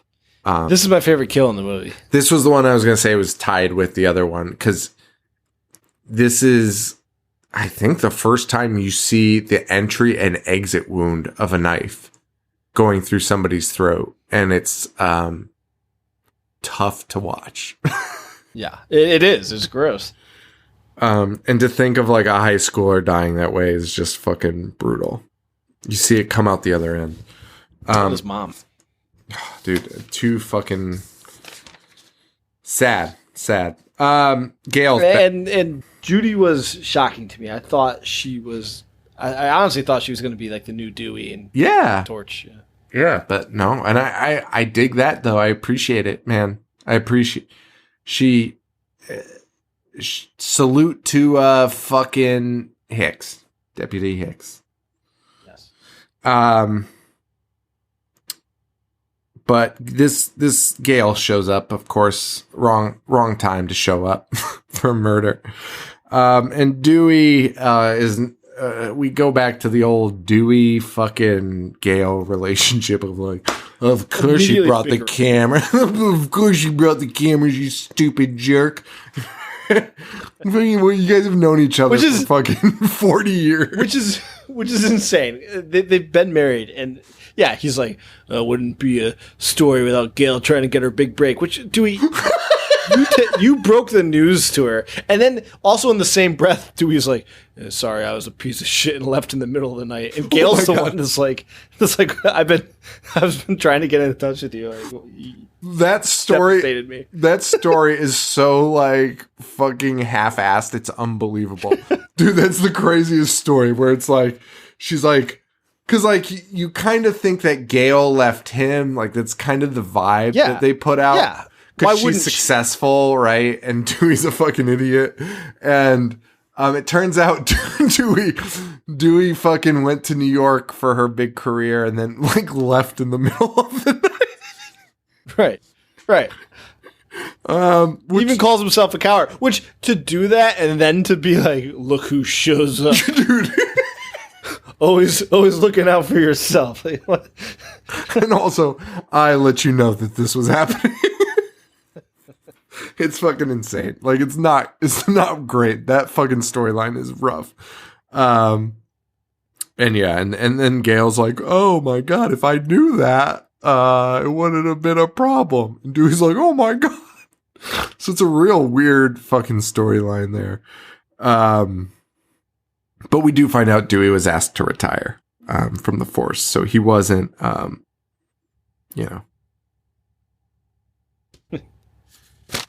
He's a fucking drunk. Anyway, Sam and Dewey go to check on the sister because they're like, there's like 8 million cops at the scene, and they're like, wait, who's watching my sister? And it's nobody, which is par for the course in fucking Woodsboro. Why do I have so many pages of fucking notes, dude? I have like 18 fucking pages left. Fucking insane. Anyway, they go to the hospital to check on the old sister. Power goes out in the hospital. I love, shout out Thom Tum on this one. His memes that he was making about our observations about Woodsboro's hospitals versus their fucking news, their like news reporting was the funniest shit. Because it's true. Why does no one work at the hospital? There's not a single employee at the fucking hospital, but there's 10,000 reporters in fucking. Yeah, everyone in town's a reporter. It's fucking insane. And again, hospitals. Like I work for like within energy. Hospitals don't lose power like this. They don't. They have massive generators. They have almost their own system. For power to go out in a hospital is fucking insane.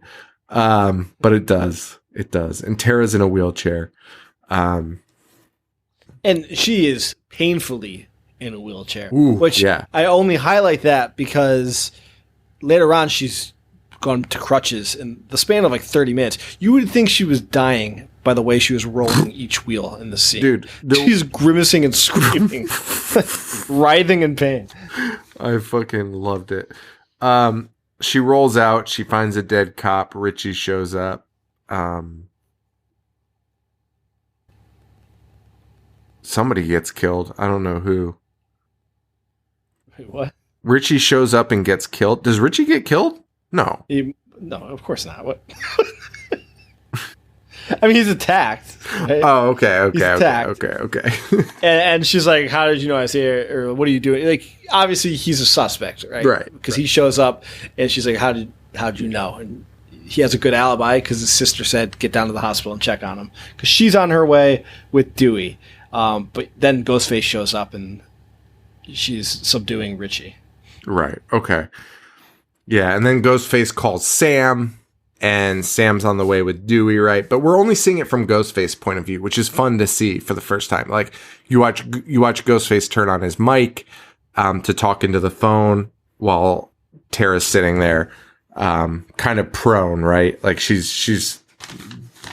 could easily be killed. Yeah, and Ghostface gets on the phone with Sam. Right. And she's like, we'll play a game. I'll give you a choice. I'll either you can either save your sister or your boyfriend. Which is awesome. Yes. I love that. I love that element in this. I thought it was fucking great.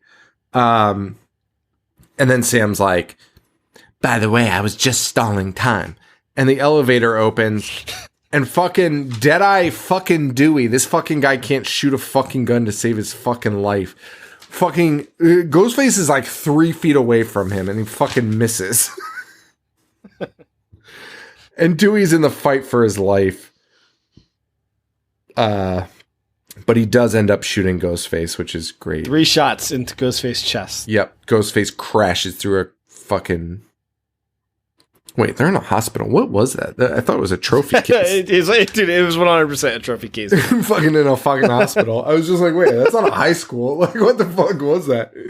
All right, well, a trophy case. Shoots him through the trophy case.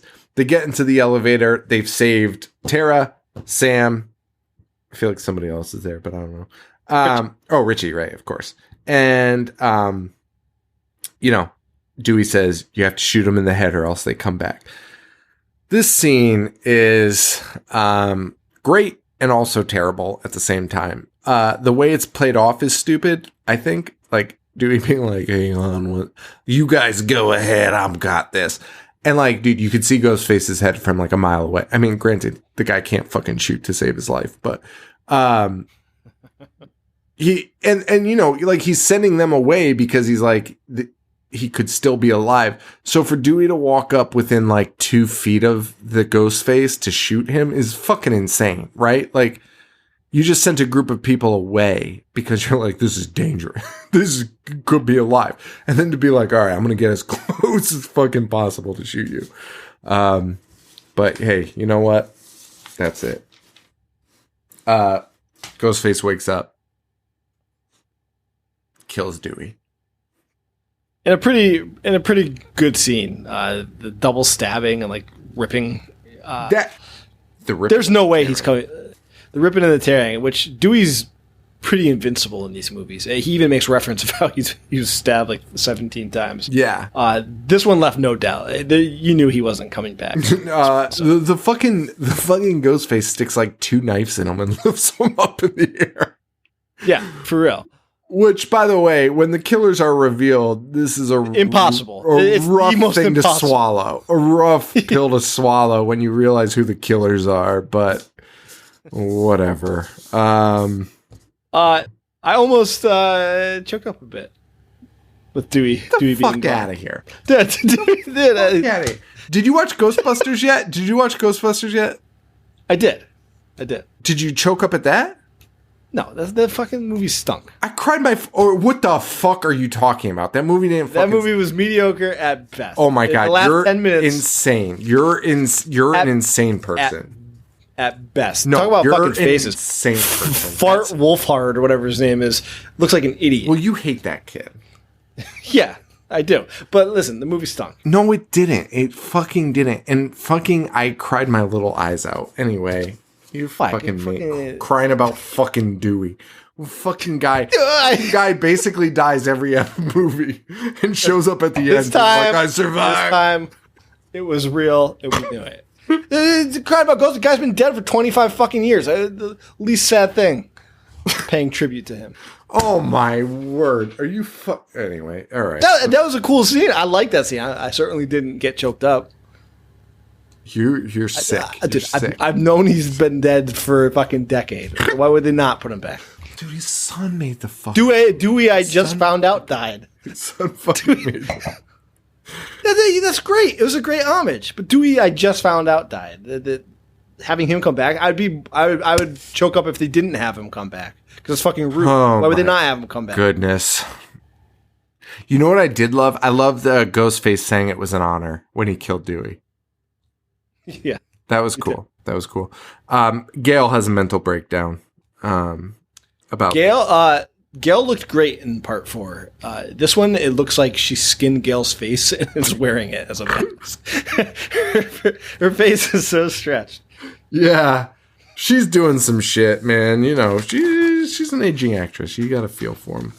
And then finally Sydney shows up, which of course Dewey's like, why'd you show up? I told you not to. And she's like, well, of course I'm not going to show up. And it's like, yeah, we know this. Like, Sam gives a shitty monologue about not wanting to turn into fucking Billy. Like to Tara, like, I didn't want to be my dad and kill you. I was like, that's not what fucking Billy did, but that's fine. And another weird thing is, like, Sydney shows up and approaches Sam, and Sam's like, and Sydney's like, Billy's daughter, right? Got it. Okay. Fucking what? Also, I feel like they lowered the stakes with Sydney in this because in every fucking scene Sydney's in, she's constantly like, yeah, I'm married and have kids. And, like, to me, I was like, okay, well, she's not going to die now. Like, they're not going to kill her now. Like, you can't fucking leave, like, 3 babies orphaned or motherless. You know what I mean? Like, no movie's going to do that. So it was so weird for her to constantly say, dude, the first 3 scenes she's in, she's like, yeah, I'm so happy I'm married and have babies. It's like, wait, what? Why are you saying that? But yeah, like I said, they didn't do enough with her. It could have survived without her. They could have made her new life and her new family a much bigger aspect and a much bigger stake at hand, which they did not do. I wish she wasn't in it, but whatever.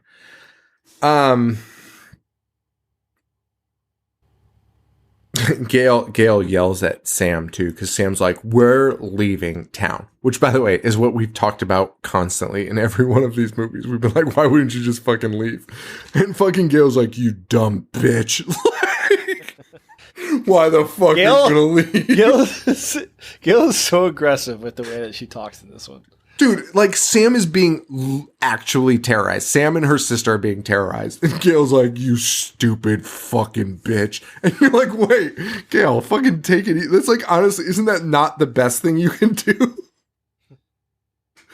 Oh my God. And I think even Sam mentioned something being like, are you guys talking about like committing fucking murder right now? Because like, for some reason. She does. Yeah, because Gail and Sydney, and this was an issue I had with 3, less 4, but 3, was like, Gail and Sydney, you guys are not the police, and you guys certainly aren't like the Vengeance Task Force. Like, why do Sydney and Gail think that they are the ones that have to kill Ghostface? Like, this isn't even the Ghostface that terrorized you guys, right? Like, yeah, Ghostface is not. Ghostface is an image. It's not a specific person. It's not right. They're just owning the fact that they're serial killers. They are mass murderers. Yes, like we love murdering people. Yeah, she has a line here. She's like, "Let me get this straight. You are encouraging me and the host of a talk show to commit murder." And both Gail and Sydney are like, "Yeah, of course we are." And the reaction is so deadpan and just like, What are you, fucking stupid? Of course, like, what else would you do? And like, guess what? Sam's plan is much better. Which is like, leave and just get the fuck away.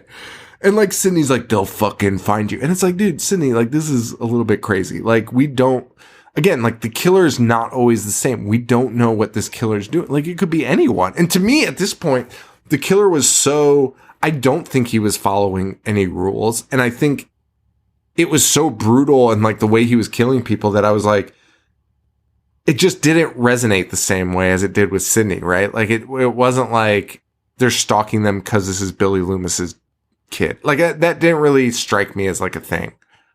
Right. It wasn't like played up that much. I don't know. But yeah. It's something I just thought of that I wanted to highlight. Richie, this whole time, like even earlier on when they're in the hospital or when he first learns about the rules of the requel, he's watching the Stab movies. Yeah. He's watching videos on the Stab movies. Did you pick up on that Easter egg that Kirby, Hayden Panettiere, is alive? I wanted to say that, yes, and I am so fucking happy. Bring me fucking Kirby, baby. Get Kirby back in this fucking universe. I love it. She's a YouTube star now, like making her own videos on the Stab series, and I love that. Yeah, it says Stab Survivor. There's an interview with her, so I love. We know she's alive and well. Thank God. Thank fucking God. I loved that so much. And yeah, like you said, she questions Gail and Sydney, and they're like, "Yeah, of course." And she's like, "Yeah, I'm not gonna do that." Which is fucking amazing, right? Like, I fucking love that. And she leaves town. Like, also imagine if that was the end of the movie, because like they survive, they leave town and survive. Just like I laughed out loud like at the theater, because I was like, they get in the car, and I was like, that would be amazing. It was just credits. They're like, they all survive because they left town. Like the smart decision to do. But instead, that doesn't happen. They try to leave town, and Tara loses her inhaler. Yeah. So they need to go to Amber's to get the inhaler. Yeah. Also, there's a party there, and the party is for the dead kid. For Wes. Yep. For Wes. Which is crazy because the party is playing the loudest club music. It seems like an insane off-the-wall party, which, by the way, if that's how you want to honor your friend, that's fine. But Amber walks up to somebody taking a shot and is like, "Are you fucking kidding me? Taking shots right now? Wait, are you kidding me? This is the biggest fucking party I've ever seen. Loudest club music I've ever seen. What are you talking about?" This poor guy I thought the same thing. Shots. Because she's furious. I mean, I would take a shot for anybody that I knew that passed. Like that's honestly a pretty normal tradition. That's actually a great point. Like, the shot's the least offensive part of that party. The entire party is the most offensive part. Yeah, exactly. Fucking giant balloons that are like, "R.I.P. Wes." Fucking kidding me. I love the convo. They go to the basement. There's a convo about the killer in the basement between Mindy and Amber, where it's like everyone's like kind of not trusting each other for the first time, right, in the franchise, where they're finally like, it's not just Sydney like giving side eye at somebody that's like a suspected killer. It's like genuinely like, I don't want to be in this basement with you right now. They took Randy's idea because, you know, throughout the whole first one, Randy and Billy and Stu, and they're all like, how do we know it's not you, right? Right. But this one, they really are like, I don't want to be near you because I don't know if it's you. Right. Can you please leave me alone? But then on the flip, like the other person's like, well, you shouldn't be fucking down here alone. Like, either you're going to die or you're the fucking killer. So it's like this awesome catch-22 in this movie, and I loved it. It's like the scene in, what's that fucking movie? The Euronymous movie. What's it called? Lords of Chaos. Lords of Chaos. Yeah, I don't know why I couldn't think of that. When Varg and Euronymous are like, well, how do I know you're not a poser? Oh, yeah. Because I found the Scorpions album. And they just go back and forth, be like, well, that's something a poser would say. Yeah. Dude, it's actually that completely. That's so funny. We get the scene where the jock won't have sex with the girl, which is nuts.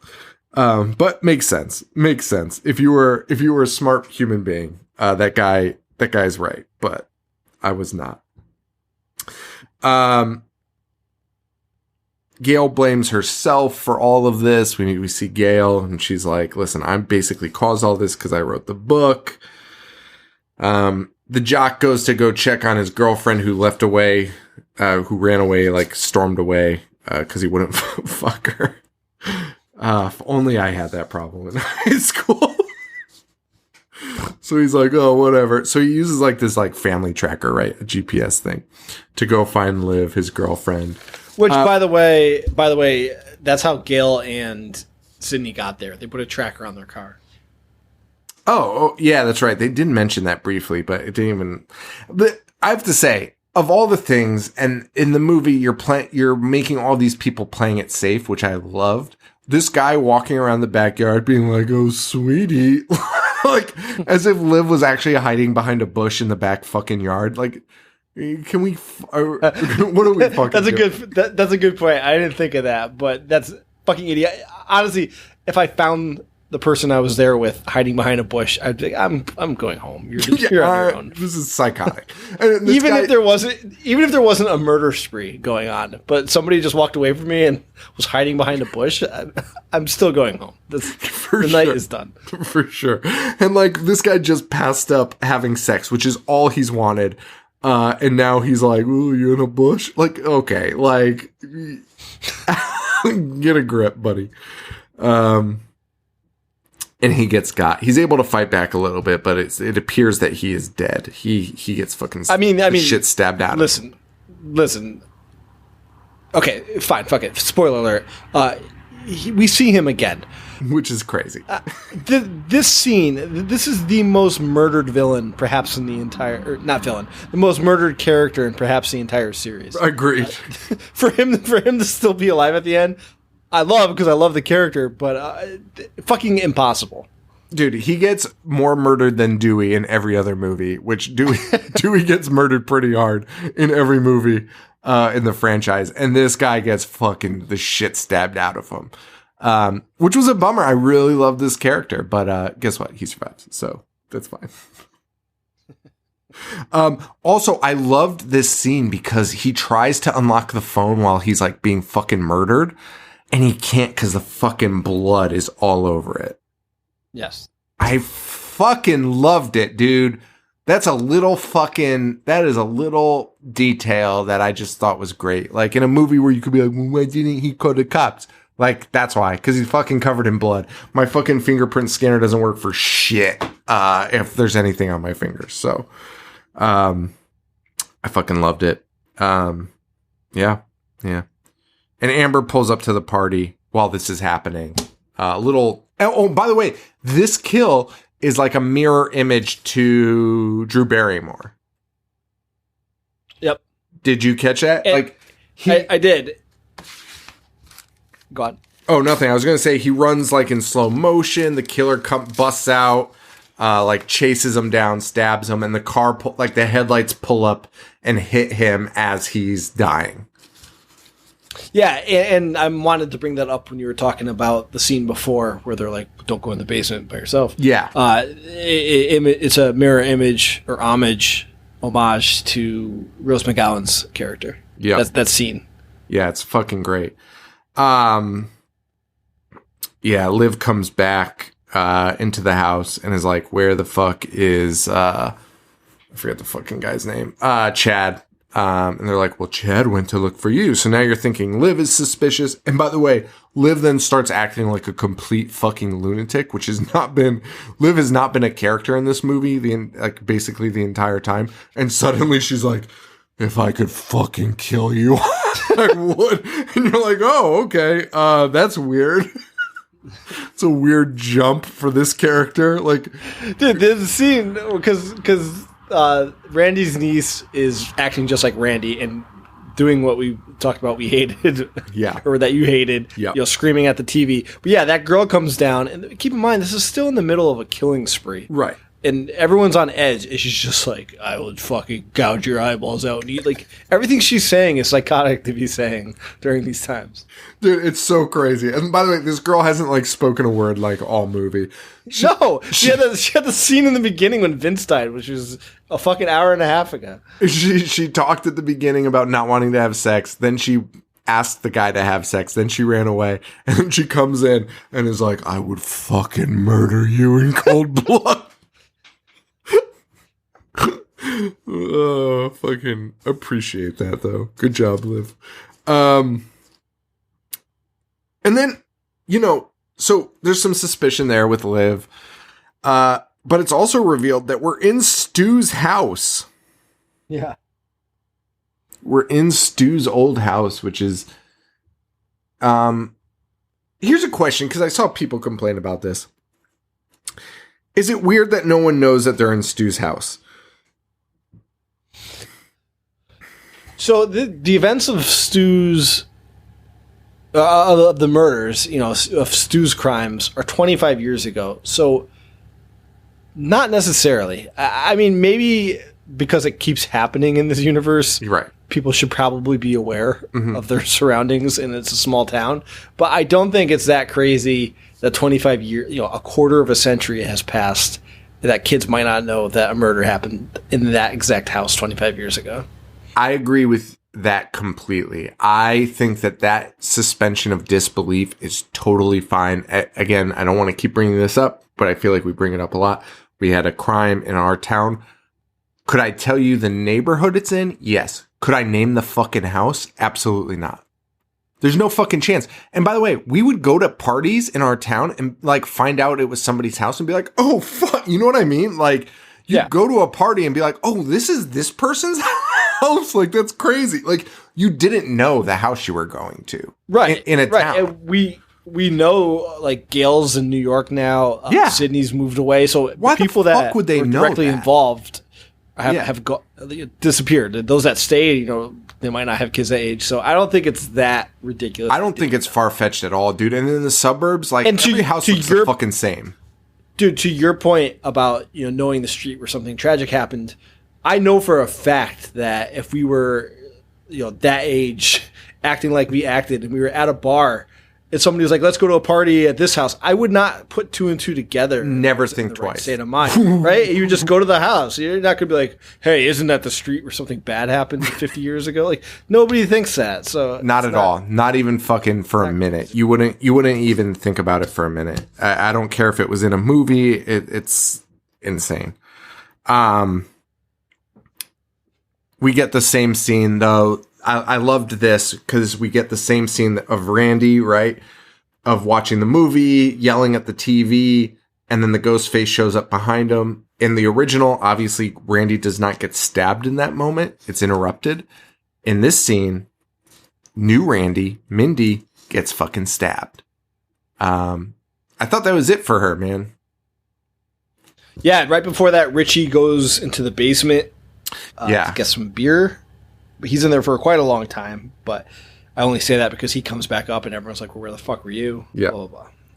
And then our reveal starts to happen here. Amber pulls out a gun and fucking shoots Liv right in the head. So Amber is our first killer. What'd you think of it? Again, kind of predictable. Yeah. She just has a face that, like you said, you kind of know. You never think that she's not the killer because of her fucking miserable face. And I hate to say that, but like, Jesus, like you just don't ever for a moment give her a fucking break. And sorry about that, but like, it's just the fucking facts. Like, you never eliminate her because of her face. Like, she's miserable the entire fucking time. Like, there's no redeeming quality about her. And this, and they do explain what their motivation was, and I honestly was fine with it. I was fine with their motivation. But it goes back to our original talking point of how Sydney and Gail are just not needed. You know, they're kind of like an afterthought. Yeah. I didn't like that in part 3 it was a stepbrother, right? The whole thing was a mess. It was awful, yeah. At least he had a direct connection.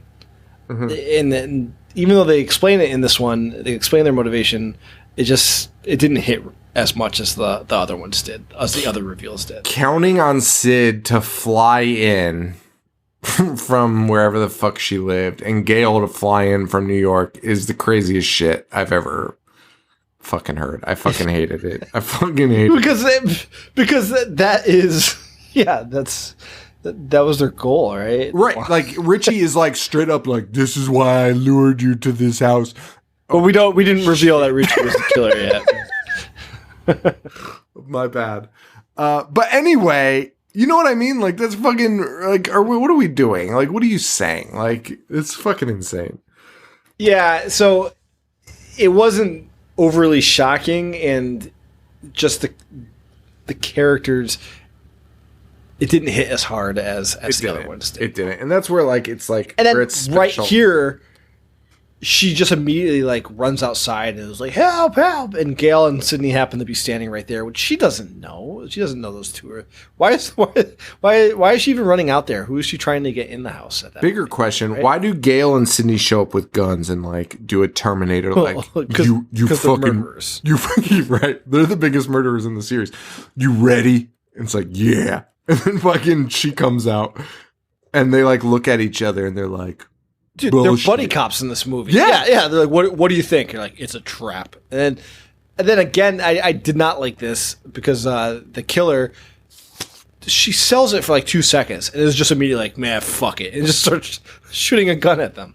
Yeah, it turns into like a fucking gangster movie. Fucking insane. And so Gail gets shot by Amber, and Sydney's like, what's wrong? And she's like, go finish it, Sydney, for Dewey. Okay. Pretty sure you've said that in other movies, by the way. Yeah. Although I had fun with the movie, I thought this final act is not the highlight. It wasn't strong, yeah. More elevated horror talk.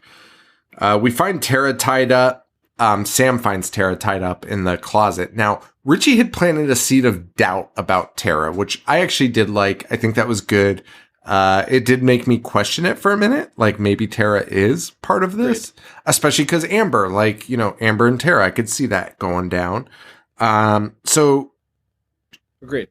We're left thinking Sam does not free Tara. Tara's duct taped up in a closet, and Sam like gives it a second thought, and you kind of think she leaves it. It's kind of like the Kieran Culkin, or whoever, whatever Culkin it is. Exactly. In part 4, you know, he's tied up and they don't want to free him because they don't know. Yeah. Meanwhile, Sydney gets the call from Ghostface. I loved Sydney. Sydney's in the house. She has a gun and she's just shooting every closed door. And I think this is the Sydney that should have been in every other sequel. This is the Sydney that we've been missing, by the way. The smart Sydney that is like, has been through this once. Now she's been through it 4 times, but like after the first one, like this is the way Sydney should have behaved, which is like she's walking on the phone being like, oh yeah, like approaching every closed door and just fucking shooting it. Like, and I'm like, that's fucking tight, right? Like she's been through this. She knows what's going to happen here. And she even shoots Richie in one of them. Yeah. Right in the leg. Yep. She shoots him. And then also in that same breath, Richie's ghost face attacks Sydney. The old pro wrestling fucking switcheroo hot tag there, where they wrestle down the stairs, the gun's right there, and they're both like hurt. And Richie stabs Sam and is like, I wanted to be the one to kill you. Like, and I thought that was tight. What I didn't think was tight was going back to Stu's fucking kitchen. Again, felt unnecessary for like, I mean, I get what they're doing though. I guess they're making fun of the requel, right? Like, they are. And maybe that's what's getting lost is we're making fun of this too. Cause I guess that's what Scream 1 was, right? Like poking fun at these things and. Yeah. Like we mentioned, they got ahead of the curve and they, openly addressed, they told us what they were going to do, to be honest with you. Really the sequels is what fucked Scream up here. Because like, I feel like if this follows Scream 1, you're like, oh, this is so tongue in cheek. I love it. You know what I mean? Like, I feel like after 2 and 3, I mean, 4 is fine, but like after 2 and 3 and you see this and you're like, oh, why is it back in Stu's kitchen? Like, it's kind of like, it like bothered me a little bit, but like really it's like a statement about these movies, right? This is what they do in these fucking requels now. Like the fucking Halloween movies, right? Right. Like we're back to the same hospital, we're at the same houses, and it's like, yeah, what the fuck are we doing? Like what? So it is a good commentary. It is actually. It's actually fucking great, really, when you think about it. Yeah. You just hope like that's what they were thinking, but like they have to be thinking that, right? Yeah, but I mean, they directly tell us. They tell us. Yeah, they directly reference it. All right.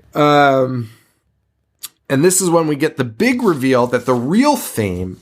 So the theme isn't elevated horror. It's really not the requel either. The real theme here is fandom, toxic fandom, and the way fans view these movies. And I loved it. I thought that was something that needed to be addressed. I liked it too. There's a couple of people that I've spoken with that did not like it, and to each their own. That's fine. I get why you wouldn't, but I thought it worked. I thought it made sense. And we find out that Amber and Richie met on Reddit, on a Reddit board. Right. Which, it's stupid, right? But Billy's mom met Timothy Oliphant on like serialkillersorus.com. Dude, yeah. So at least this one is... It was a psychotics dating app, which, by the way, there was no app. So it was a psychotic dating website. And she's like, luckily, I found a serial killer. Again, like, if you want to have a criticism with that, and you're like, I love fucking 3. No, you don't. You don't. Because it's bullshit. Like, that's insane. So, like, the subreddit is like, it's cornball, but it makes way more fucking sense. It works better. Yeah, it works way better. Because they're on a subreddit for like Stab. The Stab movies, right? Yeah. Like, and they're like, this is, and by the way, fun fact, a lot of the people that messaged me criticizing this movie, I mentioned it before, had come up with their own versions of the movie. Like, right? Like they had their own thoughts and like going like probably years before this. Like, this is what the next Scream is going to be. You know what I mean? That's exactly what they're talking about here. This is a subreddit for Stab where they're like, this is the way it should be. You know what I mean? That is what they're talking about. They're like, by part 8, it's so far away from what the series started about, blah, blah. So, like, this is fucking dead nuts to what they're seeing now with this movie, which is like... And that's the character's goal, is that they want, a movie to be based off their new movies, and they're saving the franchise by taking it back to the original, which... Crazy, but I liked it.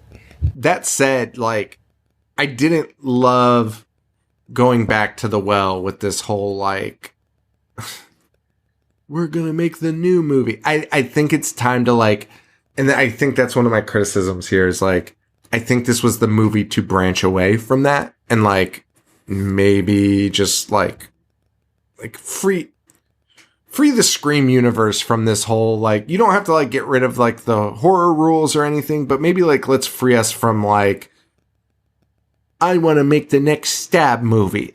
Like, I'm kind of done with that. Like, I get it for this one, but I'm kind of over it. I'll be honest. Like, the whole, like, this is going to be the next movie. I want to be the movie star. You know what I mean? Like, we've now seen it like 5 times. Like, let's just make copycat killers. Like, you know what I mean? Like, that just want internet fame. They don't want to be part of the movie.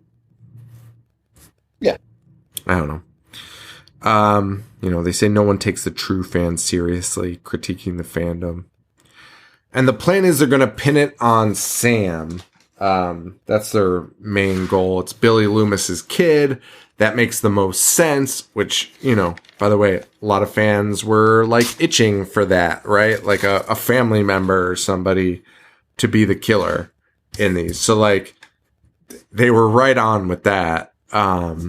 So I get it, but I just wasn't like super into it. It was just kind of weird. But yeah. They stabbed Sydney. Yep. Did you think Sydney was going to be done for? Not at all. Not at all. Not even fucking for a minute. Once they killed Dewey, I knew the other two were surviving. Right. There was just no way they were going to kill him. This time, yeah. This time the fans win. And again, like, with all the themes they have going on here, they don't even really even focus in on the fandom that much. And like, why wouldn't you make that like a key thing throughout the movie? Yeah. Like maybe criticize the new Randy. Like being like, dude, like, what is your fucking heart on for like, you know what I mean? Like, yeah, Richie has a bunch of what seemed like throwaway comments about the movies because he keeps watching them to study the case. I think a second rewatch would probably tie it together a little bit more. That's a good point, man. Well, they go to get Tara because they've got everyone dead to rights now, right? They got Sydney. She's fucking dying. They got Sam. And then they're like, go get Tara. Tara is not there. Yes. She attacks Amber with a crutch. Which keep in mind, she couldn't wheel a wheelchair. Yeah, her foot was elevated in a wheelchair, and she was like, oh! 5 minutes before this. Tara fucking attacks her with the fucking crutch. Battle goes down. Amber trying to... The one thing I liked about Amber was her, like, being like, I wasn't a part... Dude, her using all of the fucking excuses you hear, like, some of these murderers use. Being like, I was brought into this. Like, I was convinced. Richie convinced me to do it. Now... Oh, by the way, everyone is just listening to her while she's doing this. No one's, like, just shooting her in the fucking head, even though she's a fucking murderer. And she ends up beating all of them up. Which leads to a fucking scene that is fucking out of a fucking comedy movie. You talking about the hand sanitizer? Oh, I am, which is so funny because me and you shared a video this week and we were both like, this might be the funniest thing I've ever seen in my life, which it's weird to say, but anyway. Yeah. I mean, it wasn't, but it was. But anyway, Sam sprays Amber in hand sanitizer to like protect herself. Yeah. And Amber's like, what the fuck are you doing? Which I appreciated. She's very annoyed, yeah. And then who shoots her? Is it Sydney? Or is it Sam? I can't remember. Somebody shoots her though. I don't remember. Here's the thing though. It doesn't matter. It really doesn't fucking matter who shoots her because they don't. It's Gail. It's definitely Gail. Oh, Gail shoots her, but it doesn't matter because it doesn't kill her because she gets shot. She spins around. She then Do you have a gas stove in your house, Joe? I don't. Okay, I have a gas stove in my house. What happens next is fucking absolutely 1000% impossible because I can't get my stove. Like, it takes like a couple seconds for my stove to light. You have to like turn it on the light sign. And it's like tick, tick, tick, tick, tick, tick, tick, and then it turns on, right? Sam spins around, or not Sam. Amber spins around after the shot, hits the stove switch, and the fucking stoves just like all turn on immediately, catching her hand sanitizer covered face on fire and her hand sanitizer covered body on fire. She is in full flames and collapses on the ground. I love this because Scream never really had outrageous kills, right? It was always very stabby, and gory. This is an outrageous kill. This is outrageous. It's actually a little bit offensive, and I loved it. I fucking loved it because guess what? We're talking about a fucking slasher, right? Like at the end of the day, like so.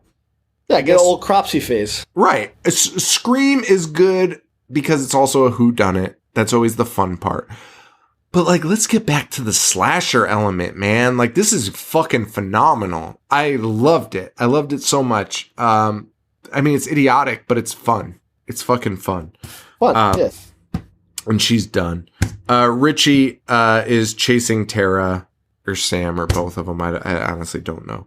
They fall down the stairs. Oh, yeah, she's chasing Sam. He's chasing Sam because they fall down the stairs. And Sam sees... Papa Billy shows up in the fucking mirror here.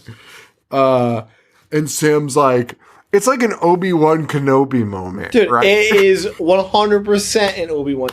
And he's like Father of the Year award. Like, you can achieve your dreams. Like, what are we doing?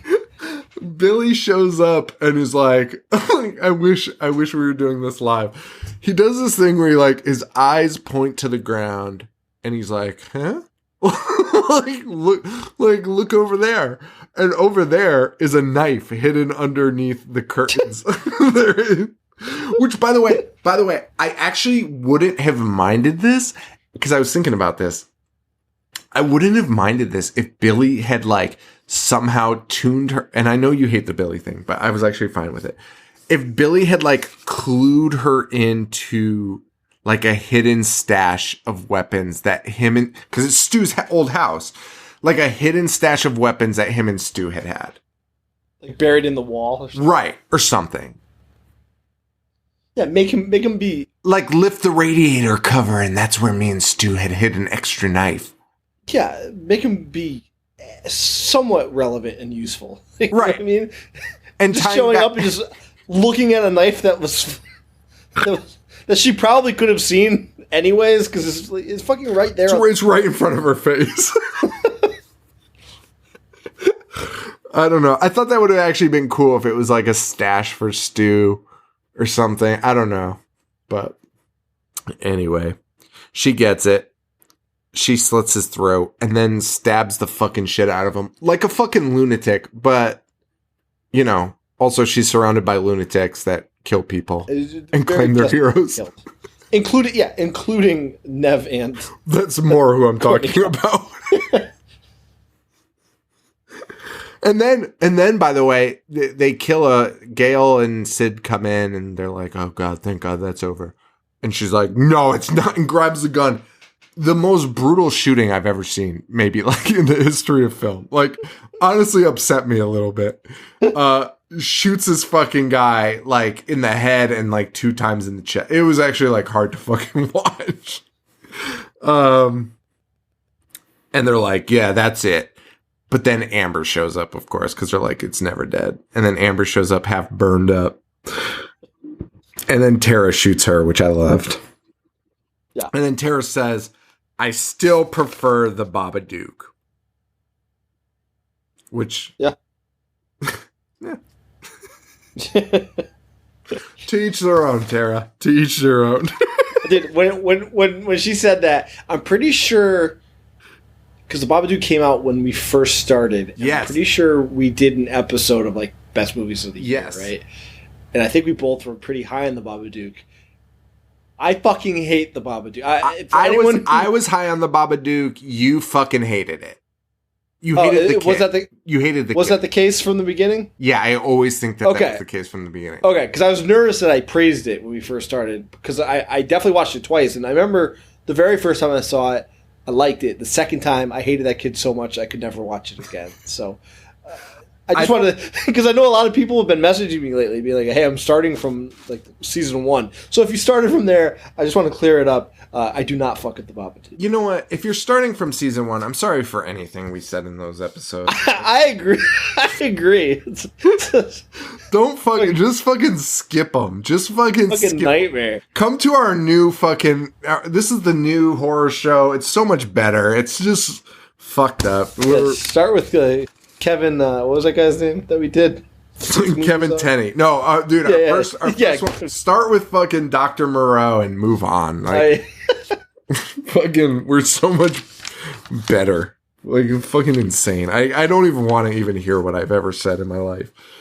And you know, I get such cold chills when somebody's like, I'm starting from the beginning. Oh my God. I really do. I was same. And people, like, we get messages. And by the way, you guys are all amazing. And I appreciate you listening to the old episodes so much. Like, really. But, like, when people are like, you said this and that, I'm like, I don't even. They're like, why'd you say that? I'm like, honestly, I'm like, I have no fucking idea. I'm a fucking idiot. Like, why? I don't know. I had to fill up space, I guess. Like, I don't fucking know. She prefers the Babadook. Mindy Meeks lives. God bless her. And Chad Meeks lives. Thank God. It's fucking modern miracle. I fucking loved those two. They were the best. And our buddy Joe Russo, hometown buddy, who's on Postmortem. Yep. He pointed out to me, and it was a great point, something that I didn't think of. Sydney and Gail have been fucking stabbed and shot in this very film within the last 10 minutes. And they were just sitting there with blankets over them talking. Bro, Sydney's on her fucking phone. Nobody's checking on them. They're not strapped to a gurney. They're just hanging out, and they have like serious wounds, like possibly mortal wounds. Sydney's playing like Words with Friends when Sam walks up to them. It's actually crazy. Yeah, no, it's fucking weird. Gail and Sydney, Sam goes up to him. Thank you both for everything. Gail decides to write they're like, so Sydney, you write a book about this? Like, fucking poor Gail, like, gets the fucking shit end of the stick on this. Like, I mean, she is an asshole, but like everyone's just like, you gonna write a fucking book about this? Like, honestly, I would. I'm gonna cash in. But she's like, no, I'm going to write a story about a fucking sweet little deputy in this town. So she's going to write a book about Dewey, which I dug that. And Sam, in this one moment, I do think she has a great line, which is, am I going to be okay? And Sydney says, eventually. You pan out of Stu's house and it says, for Wes. And that's the end of the movie. Yes. Yeah, I mean, I enjoyed it. Yeah. It's, it is they are what we thought they were. That's why we took the damn field. Now, fun fact, I stayed for the Q&A. I mentioned that on this or no? I think I might have mentioned it just on the Patreon. So I went to the fan version of this fucking movie, where they had a featurette and a Q&A after. The Q&A was a David Arquette, the director, and our boy Kevin Williamson here. And it was a fucking mess. I've never seen anything so poorly planned in my life. And I've gone to indie wrestling events at the ECW venue. Dude, so like immediately on the screen, it's like, we will be going live to a Q&A very soon. And it cuts into this guy wearing a mask, so you can't even see his face. And he's like, he's just staring at the camera, and then it fades out to black. And you're like, what the fuck was that? And then you hear him start talking, and he's like, good evening, everybody. And then it comes back in, and then he stops talking as soon as the film comes in. And you're like, what the fuck is happening? And he stops talking. He's like, good evening, everyone. So the screen panel will be starting soon. And then it fades back out. And you're like, oh, that's fucking weird. Comes back in. We meet Chris. What's the fuck is his name? Chris. Fuck. He directed Paranormal Activity 2. Chris Hang on one second. I'll pull him up. Chris. Oh, wait, what? You all right? Yeah, no, but it's not listing the name that I have. What the fuck? Wait, Chris Landon. Oh, he wrote it. Okay, all right, sorry. So Chris Landon is our panel, like the guy that's running the panel. I've never seen somebody so confused about what he's supposed to do. And it actually like hindered it. And on top of it, the first 15 minutes of this Q&A, they're playing this like generic fucking like phone hold music over the questions. And I think they could hear it because like the way they were talking was as if they were distracted by music playing behind them. Or over them, rather. It was actually crazy. Why did they choose Chris Landon to do this? I don't know. You should probably have picked somebody that's like used to like doing Q&As, right? But it's him running it. He's got printed out questions, and that's it. You got Kevin Williamson and David Arquette. Hang on one second. Okay. So I mentioned before Arquette said it was like a mess. He didn't like the script. Chris Landon starts talking about elevated horror, to which none of them even respond. He's just like, elevated horror? Like, what about that? And they're all like, yeah, that's cool. And then Chris Landon's like, hey, how about those Easter eggs? Are there any great Easter eggs? And the director's like, yeah, there's a ton. And he's like, well, can you tell us any of them? And he's like, oh, geez, I can't remember them right now. So that's the end of that question. And by the way, the whole time this is happening, David Arquette is just giggling, like laughing like so loud into the microphone. It's actually like insane. So now we talked about this in our Patreon. He asks, but I left one of them out for you. He asks them who your favorite killer in the franchise was. David Arquette says Skeet and Matt. The director, weirdly, also says Skeet and Matt. And we talked about this as being weird because, like, you just released a movie. Everyone gets it if you're going to be like, my movie's killers are the best. Everyone knows you don't believe that. You know what I mean? Like, of course the original's always going to be the best, right? So, but yeah. even the director's like, yeah, no, it's Skeet and Matt were the fucking obviously the best. I'm like, oh, that's fucking weird. Like, that's super weird. And Kevin Williamson, then they go, Kevin, who do you? This is when I walked out of the theater. Kevin Williamson also was the last question. Kevin Williamson, who do you think is the best killer in the Scream franchise? This is a man that wrote 1, 2, part of 3, right? And then part of 4. Who do you choose for this? And he produced this one. Who do you choose as the best killer? And he said,